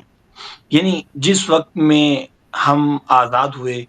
اس کے بعد دنیا نے علمی ترقی کرنا شروع کی، ہم خاموش رہے. انڈسٹریل ریولوشن آنا شروع ہوا، ہم خاموش رہے. یعنی ظاہر پہلے آ چکا تھا لیکن قوموں میں ٹیکنالوجی ڈیولپ ہونا شروع ہوئی، ہم اپنے کاموں میں لگے رہے. اور ہم یہی ہوتا تھا کہ اس حکومت کے آنے اور پھر اگلی حکومت کے آنے کے درمیان کا جو وقفہ ہے اس میں سازشیں ہوتی رہتی تھیں، پھر نئی حکومت آتی تھی، پھر اس کے خلاف سازشیں ہوتی رہتی تھیں، اور پوری قوم اس چکر میں لگی رہتی تھی. الٹیمیٹلی پھر پتہ چلتا تھا کوئی ڈکٹیٹرشپ آ گئی ہے، پھر اس کے خلاف مزاحمت تیار ہوتی تھی، یا کچھ آدھے لوگ ادھر چلے جاتے تھے حمایت میں، آدھے مزاحمت میں، اور پھر تو ہم اس چکر میں لگے رہے. ہم نے اپنی قومی پالیسیاں، ہم نے اپنے نصاب، ہم نے آئین شخصیات کے گرد تعمیر کیے، اور بالآخر شخصیات کو مرنا ہوتا ہے. ہم نے یہ فرق محسوس نہیں کیا کہ قومیں زندہ رہنے کے لیے ہوتی ہیں، افراد مرنے کے لیے ہوتے ہیں. اور وہ مثلا علامہ ہی کی بات کہ فطرت افراد سے اغماس تو کر لیتی ہے، کبھی قوموں کے گناہوں کو معاف. تو ہم نے بطور قوم بہت سارے گناہ کیے ہیں. اور اب اچھا، اس میں میں مثلا چاہوں گی، سوری آپ کی بات کی قطع کلامی کے لیے، کیونکہ میں یہاں بات ہو رہی ہے بڑی اہم، اس کے ساتھ میں چاہوں گی کہ جو نظریہ، کیونکہ ایک قوم جو ہوتی ہے وہ نظریے پہ کھڑی ہوتی ہے، جس طرح بھی جو آپ نے پوائنٹ کیا وہ شخصیت کے اوپر کھڑے جب ہم کرتے ہیں تو پھر بچتے نہیں. تو اقبال نے جو نظریہ دیا وہ بھی ہم نے مار دیا یا اس کو بھی کنفیوز کر دیا، اور ان کو بڑی چھوٹی سطح پہ لا کے ان کا جو حشر کیا. ابھی بھی اقبال کے بارے میں بات ہو تو پتہ نہیں ہم کس چیز میں ان کو ڈال دیتے ہیں کہ خدا کی پناہ، شاید ان کی روح بھی بیچاروں کی روتی ہوگی اوپر جا کے کہ یہ لوگ کیا میرے ساتھ کر رہے ہیں. لیکن بہرحال ان کا نظریہ جو تھا، ویژن جو تھا امت کے لیے اور قوم کے لیے، میں وہ بھی چاہوں گی اس کو بھی ہائی لائٹ کریں، کیونکہ اس آئیڈیالوجی کے پرسپیکٹو میں شاید ہم کچھ اپنے آپ کو بہتر دیکھ سکیں کہ ہم کہاں کھڑے ہیں. آپ یہ دیکھیے کہ مثلا ہم نے اس سب دوران میں ہم نے کچھ نہیں کیا. قوموں کو یعنی کچھ مراحل سے گزرنا ہوتا ہے، علمی سطح چڑھنا ہوتی ہے قوموں میں. یعنی آپ نے کبھی سنا کہ ہمارے مثلا 20 سال سے یونیورسٹی میں فلسفہ پڑھانے والے کوئی استاد، انہوں نے کوئی نظریہ پیش کیا ہو، کوئی فلسفہ پیش کیا ہو؟ 50 سال سے یونیورسٹیز میں بیٹھے ہوئے ادبیات پڑھا رہے ہیں، اب پتہ نہیں مثلا ہیومن سائنسز پڑھا رہے ہیں، سوشیولوجی پڑھا رہے ہیں، کیا انہوں نے کوئی اپنی کوئی تھیوری پیش کی، کوئی آئیڈیا پیش کیا، کوئی نظریہ پیش کیا؟ نہیں. وہ 50 سال سے یا مثلا کم سے کم 35 سالوں والے افراد کو تو میں خود جانتا ہوں، انہوں نے 35 سال سوائے ویسٹرن آئیڈیالوجی کی جگالی کرنے کے علاوہ کچھ نہیں کیا. انہوں نے وہ کتابیں رٹ رکھی ہیں، وہ کتابیں حفظ کر رکھی ہیں، ان کے سوالات، ان میں سے MCQs اور پتہ نہیں کیا کیا حفظ کر رکھے ہیں، اور یہی ان کا تمغہ امتیاز ہے۔ ہمیں وہ افراد چاہیے جو 5 سال 10 سال 20 سال پڑھنے کے بعد نظریہ ساز ہوں، خود علم پروڈیوس کریں۔ یعنی جو علامہ اقبال نے کہا نا کہ عقل ہے ابن الکتاب، عشق ہے ام الکتاب، تو ہمیں وہ ام الکتاب والے افراد چاہیے جو نالج کریشن پہ آئیں۔ اب مسئلہ یہ ہے پوری قوم کی جو اجتماعی علمی سطح ہے وہ بہت نیچے رہ گئی ہے۔ اچھا، اس کے لیے کئی کام پیرلل میں کرنے ہوں گے۔ ہمیں علمی سطح کو بھی بلند کرنا ہے، ہمیں معاشرے کے اندر وہ سطح قلبی بھی پیدا کرنی ہے، ہمیں معاشرے کے اندر ریزیلینس بھی پیدا کرنی ہے، ہمیں معاشرے کے اندر خودی اور عزت نفس کے جذبے کو بھی بیدار کرنا ہے کہ ہم کسی طرح سے مثلا اپنی پوزیشن کلیم کر سکیں، ہم اپنے سوسائٹی میں اپنی پوزیشن کلیم کر سکیں، ہم انٹرنیشنل کمیونٹی میں اپنی پوزیشن کلیم کر سکیں، ہم مثلا بزنس میں، ہم تمام چیزوں میں۔ سو علامہ کا جو ویژن تھا، یعنی آپ کو تعجب ہوگا علامہ اقبال کا کیا کام کہ علامہ اقبال ڈارون کے نظریہ ارتقاء کے جواب میں کتاب لکھ رہے ہیں، آئنسٹائن کے نظریہ ریلیٹیوٹی کے جواب میں کتاب لکھ رہے ہیں، پتہ نہیں برگر صاحب کو جواب دے رہے ہیں، نیٹشے کے بارے میں بات کر رہے ہیں۔ علامہ اقبال یعنی وہ خود عملی تصویر تھے اس بات کی کہ دنیا میں جتنا بھی علمی کام ہو رہا ہے ہم سے ریلیونٹ ہے، ہمارا تعلق بنتا ہے اس سے، ہم حق رکھتے ہیں کہ اس علم میں اپنا حصہ ڈالیں۔ ہمارا کام صرف یہ نہیں ہے کہ وہاں کوئی کتاب چھپے گی، ہم اس کو مثلا ترجمہ کریں گے، ترجمہ بھی کیا کریں گے کہ ہم اس کے لیکچرز نوٹ کر لیں گے اور اسٹوڈنٹس کو پڑھوا کے پیپر پاس کروا دیں گے۔ ہمارا کام یعنی ہم اس علم میں حصہ دار بنیں، اس علم کی کریشن میں اپنا حصہ ڈالیں۔ تو یعنی علامہ اقبال کی، اور وہ اس سطح کو مینٹین کیے ہوئے تھے۔ اب افسوس کے ساتھ اس کے بعد ہم اب یہ دیکھیں، جب آپ نظریے کی بات کر رہی ہیں تو ہمارے ساتھ معذرت مصیبت کیا آئی، ہم نے اسلام کے نام پہ ملک بنایا اور پھر اسلام کو بار بار، یعنی ایک مرتبہ نہیں کئی تجربوں میں ہائی جیک کر کے فروخت کر دیا۔ کبھی ہم نے جہاد کے نام پہ، کبھی ہم نے ماڈرنزم کے نام پہ، کبھی پتہ نہیں فلاں کے نام پہ، کبھی فلاں کے نام، کبھی وہ تحریک ختم نبوت کے نام پہ ہم نے اسلام کو ہائی جیک کیا اور فروخت کیا۔ اسلام کے مقدس شعار کو، جو مثلا کبھی وہ کیا تھا، نظام وہ خلافت نافذ کرنے کے لیے اور جہاد کرنا، یہ تمام وہ شعار تھے جو اسلام کی نسبت ایک تقدیس رکھتے تھے۔ اب جب آپ اتنا زیادہ ایک چیز کو ایکسپلائٹ کریں گے اور انجسٹیفائبلی ایکسپلائٹ کریں گے تو لوگوں کے اندر اس کے بارے میں نفرت پیدا ہونا فطری بات ہے۔ اب معاشرے کا عمومی طبقہ اسلام کو نجات دہندہ نہیں سمجھتا، معاشرے کا عمومی طبقہ کسی نظریے کی تلاش میں نہیں ہے، معاشرے کا عمومی طبقہ صرف فرار چاہتا ہے، وہ چاہتا ہے کہ مثلا صرف گھر ٹھیک چلے، روزی روٹی صحیح چلے، دیٹس اٹ۔ یہ ہم نے ایک باقاعدہ چکی چلا کر، ایک سائیکل چلا کر لوگوں کے اندر سے اس سوچنے والی حص کو ختم کیا، قتل کیا ہے کہ وہ یہ ریلیٹ ہی نہیں کر پاتے کہ یہ جو نظریہ دیا جا رہا ہے، یہ جو آئیڈیا ہے، اس سے میری زندگی پہ کیا فرق پڑے گا۔ وہ 2 دانوں اور 4 روٹیوں کی شکل میں ہر نظریے کو انالیسس کرنے کی کوشش کرتے ہیں، اور نتیجہ یہی ہمارے سامنے ہے کہ ہم کسی بھی بڑے آئیڈیا کے اوپر بات ہی نہیں کر سکتے، ہم بہت ہی چھوٹی چیزوں تک محدود ہو کر رہ گئے۔ اب یعنی ابھی ہمارے سامنے جو بڑے چیلنجز ہیں، ہم دنیا سے بہت پیچھے رہ گئے ہیں۔ معاشرے کی اگر میں بات کروں، یعنی افراد پیدا کرنے میں ہم نے بہت عرصے سے کوئی بڑی شخصیت پیدا نہیں کی جو علمی کام کر رہی ہو، جو نظریہ ساز ہو، جو مثلا فلسفے دے رہی ہو، جو نئی تھیریز دے رہی ہو، نئی ایجادات کر رہی ہو۔ اتنے لمبے عرصے سے ہماری طرف سے بالکل خاموشی ہے۔ اب یہ پروسیس ایک دم سے شروع نہیں ہو سکتا، مگر یہ کہ ہم بہت سارے کام اکٹھے کرنا شروع کر دیں اور بہت تیزی سے کرنا شروع کر دیں۔ ظاہر ہے کون کرے گا؟ جو نہیں کرے گا یہ تو ہمیں پتہ ہے کہ کون نہیں کرے گا۔ حکومتی ایوانوں میں بیٹھے ہوئے لوگ، سیاستدان، مقتدرہ، کوئی ایسا ارادہ نہیں ہے، نہ یہ چاہتے ہیں کہ ایسا ہو، کیونکہ ان میں بھی اکثریت وہی افراد کی ہے جو میزلو کی ہائرارکی آف نیڈ میں سب سے نچلی سطح پہ بیٹھے ہیں، جن کو اپنی فزیولوجیکل نیڈ کے علاوہ کوئی اور لینا دینا کسی چیز سے نہیں ہے۔ وہ آپ زیادہ سے زیادہ آپ کو یہ چاہتے ہیں کہ وہ سمیٹیں اور باہر بھاگ جائیں، اپنے بچوں کو باہر سیٹ کریں اور دیٹس اٹ۔ یہ کام قومی اجتماعی شعور پہ آن پڑتا ہے. ہم میں سے ہر ایک دوبارہ یعنی ہم بار بار ایک ہی نتیجے پہ پہنچتے ہیں کہ ہم میں سے ہر ایک جتنا آگاہ ہے اتنا ہی ذمہ دار ہے. جتنا ہم جانتے ہیں اتنی ہی ذمہ داری اور اتنا ہی بوجھ ہمارے کندھوں پہ ہے. اور ہم اپنا حصہ جس قدر معاشرے میں ڈال سکتے ہیں، جس قدر ہم جتنے افراد کو جھنجھوڑ سکتے ہیں اور متوجہ کر سکتے ہیں اور ان کو مثلا علم کے متعلق، آگاہی سے متعلق جتنا کام اپنا حصہ ڈال سکتے ہیں، تو ہمیں قدم بڑھانا چاہیے، ہمیں آگے بڑھنا چاہیے. یعنی یہی ہمارا دینی تقاضا بھی ہے، یہی ہمارا معاشرتی اور سیاسی تقاضا بھی ہے. ہماری حب الوطنی کا لازمہ بھی یہی ہے. حب الوطنی کے نتیجے میں بھی ہم اسی نتیجے تک پہنچتے ہیں کہ اس ملک کو، اس قوم کے افراد کو زیادہ سے زیادہ متوجہ، یعنی وہ کام جو اقبال نے کیا. آج ہم میں سے کوئی ایسی بڑی شخصیت، اتنی قداور شخصیت نہیں ہے کہ وہ سنگل ہینڈڈلی اس کام کو انجام دے. تو آج بہت سارے افراد جو کم سے کم اقبال کو پڑھنا چاہتے ہیں، سمجھنا چاہتے ہیں، وہ آگے بڑھیں اور پورے معاشرے کے لیے اس کام کو انجام دیں. آخری جو چیز میں اس میں ایڈ کرنا چاہوں گا وہ بہت ہی امپورٹنٹ ہے. دیکھیے، آپ نے کہا اور بہت اچھا ہے، بہت اچھا لگا مجھے سن کر کہ آپ نے علامہ اقبال کی ایک نظم کے اوپر 4-5 دن لگائے اس کو سمجھنے کے لیے، اس کو پڑھنے کے لیے، اس کو ٹرانسلیٹ کرنے کے لیے. یہ وہ چیز ہے کہ اگر کوئی شخص واقعی علم حاصل کرنا چاہے تو وہ یوں انجام دیتا ہے کسی بھی کام کو. ہم کسی بھی بڑے نظریے کو ہم یہ چاہیں کہ ہم مثلا افسانے کی طرح اور مثلا ایک جو ہے نا ہلکے پھلکے کام کی طرح بیٹھیں اور شروع ہو جائیں، نہیں ہو پائے گا. آپ نے ایک بڑے دنیا کے مثلا ٹاپ ریٹڈ فلسفی کو پڑھنا ہے، اس کے کام کو سمجھنا ہے، آپ کو کچھ وقت لگانا پڑے گا، آپ کو بار بار پڑھنا پڑے گا، آپ کو سیکھنا پڑے گا، آپ کو مثلا اس کے متعلق مختلف آراء سننا پڑیں گی. تب کہیں جا کر آپ کو پتہ چلے گا کہ اچھا اقبال یہ کہنا چاہ رہے ہوں گے. آپ کو اپنا پرسپشن ڈیولپ کرنا پڑے گا.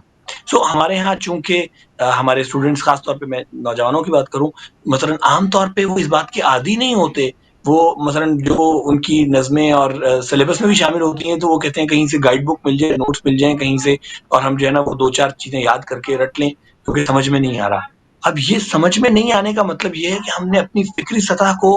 اتنا گرا لیا ہے دشمنوں کے ساتھ مل کر، جو ہماری فکری سطح کو بلند نہیں ہونے دینا چاہتے، کہ ہم کسی آئیڈیا کو ایبزارب کرنے کی صلاحیت کھو بیٹھے ہیں. تو یہ پریشانی والی بات ہے. اس کا تریاق بھی یہی ہے کہ ہم ان آئیڈیاز کو سمجھنے کے لیے خود کو ریاضت میں ڈالیں، مشقت میں ڈالیں، اور مختلف آئیڈیاز کو گراسپ کرنے کے لیے بار بار پڑھیں، سمجھیں، اس کے بارے میں مختلف افکار، مختلف آراء کو جاننے کی کوشش کریں. تب کہیں جا کر ہمارے ذہن کے وہ سیلز دوبارہ سے کام کرنا شروع کریں گے کہ جو آئیڈیاز کو انڈرسٹینڈ کر سکتے ہیں. تو یہ بہت مثلا ایک کمپلیکیٹڈ پروسیس ہے اور بہت ایک میں کہوں گا کہ ایک پیچیدہ بیماری ہے جس کا علاج کرنا بہت ضروری ہے. اگر آج بھی نہ کیا تو اگلی نسلیں تو بالکل ہی ہماری جو ہے نا اس معاملے میں نابینا ہو جائیں گی. بالکل، اس میں کوئی شک نہیں ہے، کیونکہ میں جب ہم کسی اور اقبال رحمۃ اللہ علیہ کا کلام اگر آپ سنجیدگی سے پڑھتے ہیں تو وہ ایک درد آپ کے دل کے اندر ڈالتا ہے. کیونکہ میں نے یہ دیکھا ہے کہ جب ہم اچھے رائٹرز کو پڑھیں، جیسے شہید مطہری کو پڑھیں اگر فرض کریں، یا کسی بھی بڑے مفکر کو پڑھیں ہم، تو اس کے وجود سے جو ایک تحریک یا ریزیلینس یا جو پین اس کے قلم میں تھی وہ آگے ٹرانسفر ہوتی ہے اگر آپ اس کو لینے کی کوشش کریں یا اس انداز سے سمجھنے کی کوشش کریں. تو یہ بہت ضروری ہے کہ ہم اگر علامہ کے کلام کو سمجھنا چاہتے ہیں. اور ایک آخری 2 منٹ ہے ذہن، تو اگر جو لوگ کیونکہ ہمارے معاشرے میں تو انٹرٹینمنٹ سب کچھ ہے، کھانا پینا اور مر جانا اور بچے پیدا کرنا اور ایک فیملی بنانا اور ایک بڑی سی گاڑی اور گھر بنگلہ، یہ زندگی کے مقصد ہیں اس قوم. اور علامہ نے کہا تھا کہ اگر ایک قوم فکر سے محروم ہو جائے تو تباہ اور برباد ہو جاتی ہے. تو ایک قوم کو فکر کی طرف کیسے لوٹایا جا سکتا ہے؟ آخری 2 منٹ ہے، بس میں چاہوں گی کہ اس پہ تھوڑا سا اگر آپ روشنی ڈال سکیں اور کنکلوڈ کریں. جو ہے نا ایک وہ سائیکلک پروسیس ہے. ہم اپنی کرامت سے آگاہ ہوں گے کہ انسان جو ہے بکریوں کی طرح، طوطے اور بلیوں کی طرح نہیں ہے کہ جس نے صرف کھانا پینا ہے اور مثلا اپنا پیٹ پالنا ہے اور بچے پالنے ہیں اور گھر بنانا ہے اور چلے جانا ہے. یہ کرامت ہمیں مجبور کرے گی کہ ہم فکر کریں، اور اگر ہم فکر کی طرف پلٹیں گے تو وہ ہمارے اندر مزید کرامت پیدا کرے گی. یہ خود عظمت انسان ہے. یعنی انسانیت کا مطلب یہ ہے کہ انسان اس منبع امتیاز کو جاننے کی کوشش کرے جو ہمارے اور حیوانات کے درمیان میں ہے. اور وہ یہی ہے، یعنی یہ نہیں ہو سکتا. اب افسوس کی بات یہ ہے کہ ہمارے روشن دماغ افراد، یعنی جو سمجھنے بوجھنے کی صلاحیت رکھتے ہیں، وہ حیوانات کی طرح نہیں ہیں. وہ ٹیکنالوجیز کے اوپر کام کر رہے ہیں، کوئی ریڈارز پہ کام کر رہا ہے، کوئی پتہ نہیں اینٹیناز پہ کام کر رہا ہے، کوئی کوانٹم میکینکس پہ کام کر رہا ہے. وہ حیوانات تو نہیں بنے، وہ روبوٹ بن گئے ہیں جو صرف کیلکولیشن کر سکتے ہیں. ان کے اندر بھی انسانیت کی رمق باقی نہیں رہی. وہ اس کیٹیگری سے نکلے ہیں جو کھانے پینے سے شاید بیزار ہوں، لیکن وہ روبوٹ بن گئے ہیں. وہ صرف کیلکولیشن کر سکتے ہیں، صرف تھیریز کو ریلیٹ کر کے اور نئی سے نئی کمپیوٹیشن رن کر سکتے ہیں، اور کمپیوٹر کے اوپر اینیمیشن اور سیمولیشن رن کر سکتے ہیں. تو حیوانات اور روبوٹس کے درمیان میں ہمیں انسانوں کی ضرورت ہے. یہ معاشرہ انسانوں کی تلاش میں ہے، انسانیت کی تلاش میں ہے، کہ جو سوسائٹی کو نظریات دے سکیں اور تمام انسانیت کو جمع کرنے اور تمام انسانیت کی نجات کے لیے کوئی راستہ تلاش کر سکیں. یعنی یہ ہماری چہرگ ہے، زندگی کا مسئلہ، زندگی اور موت کا مسئلہ ہے. اور قائد اعظم نے یہ بات کہی تھی کہ تعلیم آپ کی زندگی اور موت کا مسئلہ ہے. تو آج ہمیں نظر آ رہا ہے کہ یہ اس قسم کی تعلیم ہماری زندگی اور موت کا مسئلہ ہے، ورنہ ہم ایز اے سوسائٹی ڈیڈ ہوتے جا رہے ہیں. یا حیوانات کی سوسائٹی رہ جائے گی یا روبوٹس کی سوسائٹی رہ جائے گی. اور ہمیں مثلا یہ آپ اس بات کی گواہی دیں گی، تائید کریں گی کہ ہماری جو جن زی ہے وہ روبوٹس بنتے جا رہے ہیں، انسانی احساسات وہ تو سے، پتہ نہیں، انسانی مجھے ایسا کرامت لگتا ہے سے. مشین سے، اور ان میں انسانی چیزیں ہیں ہی نہیں. مطلب شاید وہ جو آخری جو جس بالکل بات نسل رہ گئے تھے ہم ہی رہ بالکل. گئے ہیں. تو ہمارے جو بعد والے ہیں جو 2000 سے بعد ہیں، ان کا تو کوئی حال نہیں ہے. سمجھ نہیں آتی کہ ان میں انسان ہے بھی کہ نہیں ہے. کہاں سے ڈھونڈیں گے؟ بڑا یعنی زوال یہ ہے، بڑی یعنی یہ خطرناک بات نسلوں کا، یہ اذیت کی بات ہے. میں تو رونا آتا ہے دیکھ کر. سمجھاؤ بھی تو یہ ایسے روبوٹس ہیں، ان کو سمجھ نہیں آتی. یہ ایک اور بڑا مسئلہ ہے. تو یہ کیونکہ علامہ کی فکر کو اگر سمجھنا ہے تو ان کی شخصیت کو سمجھنا پڑے گا، اور ان کی فکر کیا ہے، یعنی وہ کیا فکر دے رہے ہیں، ان کی سوچ، انہوں نے کون سے افق کھولے ہیں، کس طرح کے راز اور اسرار جو ہیں انہوں نے کھولے ہیں، وہ کہاں ہمیں پہنچانا چاہتے ہیں. یعنی جو ان کے پیغامات ہیں، ایک تو وہ ہے کہ جو وہ خود ایز اے فکری شخصیت ہیں کیا، اور پھر دوسرا یہ چیز ہے کہ وہ فکر ہے کہ اس کی جو پلرز ہیں یا ان کے جو ویژن ہے یا جو بھی چیزیں ہیں وہ کیا ہے، اور پھر اس کے بعد جو وہ ہمیں کیا پیغام دے رہے ہیں، وہ کیا اسرار ہیں جو یعنی ہم ان کے کلام میں افاقیت دیکھتے ہیں. وہ خدا کی ذات کو بھی ڈسکس کر رہے ہیں، کائنات کو بھی ڈسکس کر رہے ہیں، انسان کو بھی ڈسکس کر رہے ہیں، اور پھر جو اس نظام ہستی میں اسرار چھپے ہیں ان کو بھی ڈسکس کر رہے ہیں، اور پھر ہمیں توحید کی طرف پلٹاتے ہیں. یہ جو آپ نے بات کی کہ جو آپ سائنس پڑھیں، اگر جس طرح وہ علامہ کی بات آپ نے کوٹ کی تھی شروع میں کہ ایک انسان اگر مثلا فزکس میں یا کسی بھی سائنس میں کہیں ٹاپ پہ جا رہا ہے تو وہ بھی عبادت ہے اگر وہ رب کی خاطر ہو. آج ہماری نسلیں مغرب کے اور شیطانوں کے انسٹیٹیوشنز کو امپاور کر رہی ہیں، کیونکہ ان کے پاس یہ ذہن ہی نہیں ہے کہ یہ اللہ کی راہ میں بھی استعمال ہونا ہے، یا اس کا اپنی قوموں کی بلڈنگ کی طرف بھی اس کا کوئی استعمال ہے. تو یہ ہمارا بہت ہی بڑا پرابلم ہے. ہم جس فکری زوال سے گزر رہے ہیں، یہ ہمارے ہر زوال کی ایک بنیادی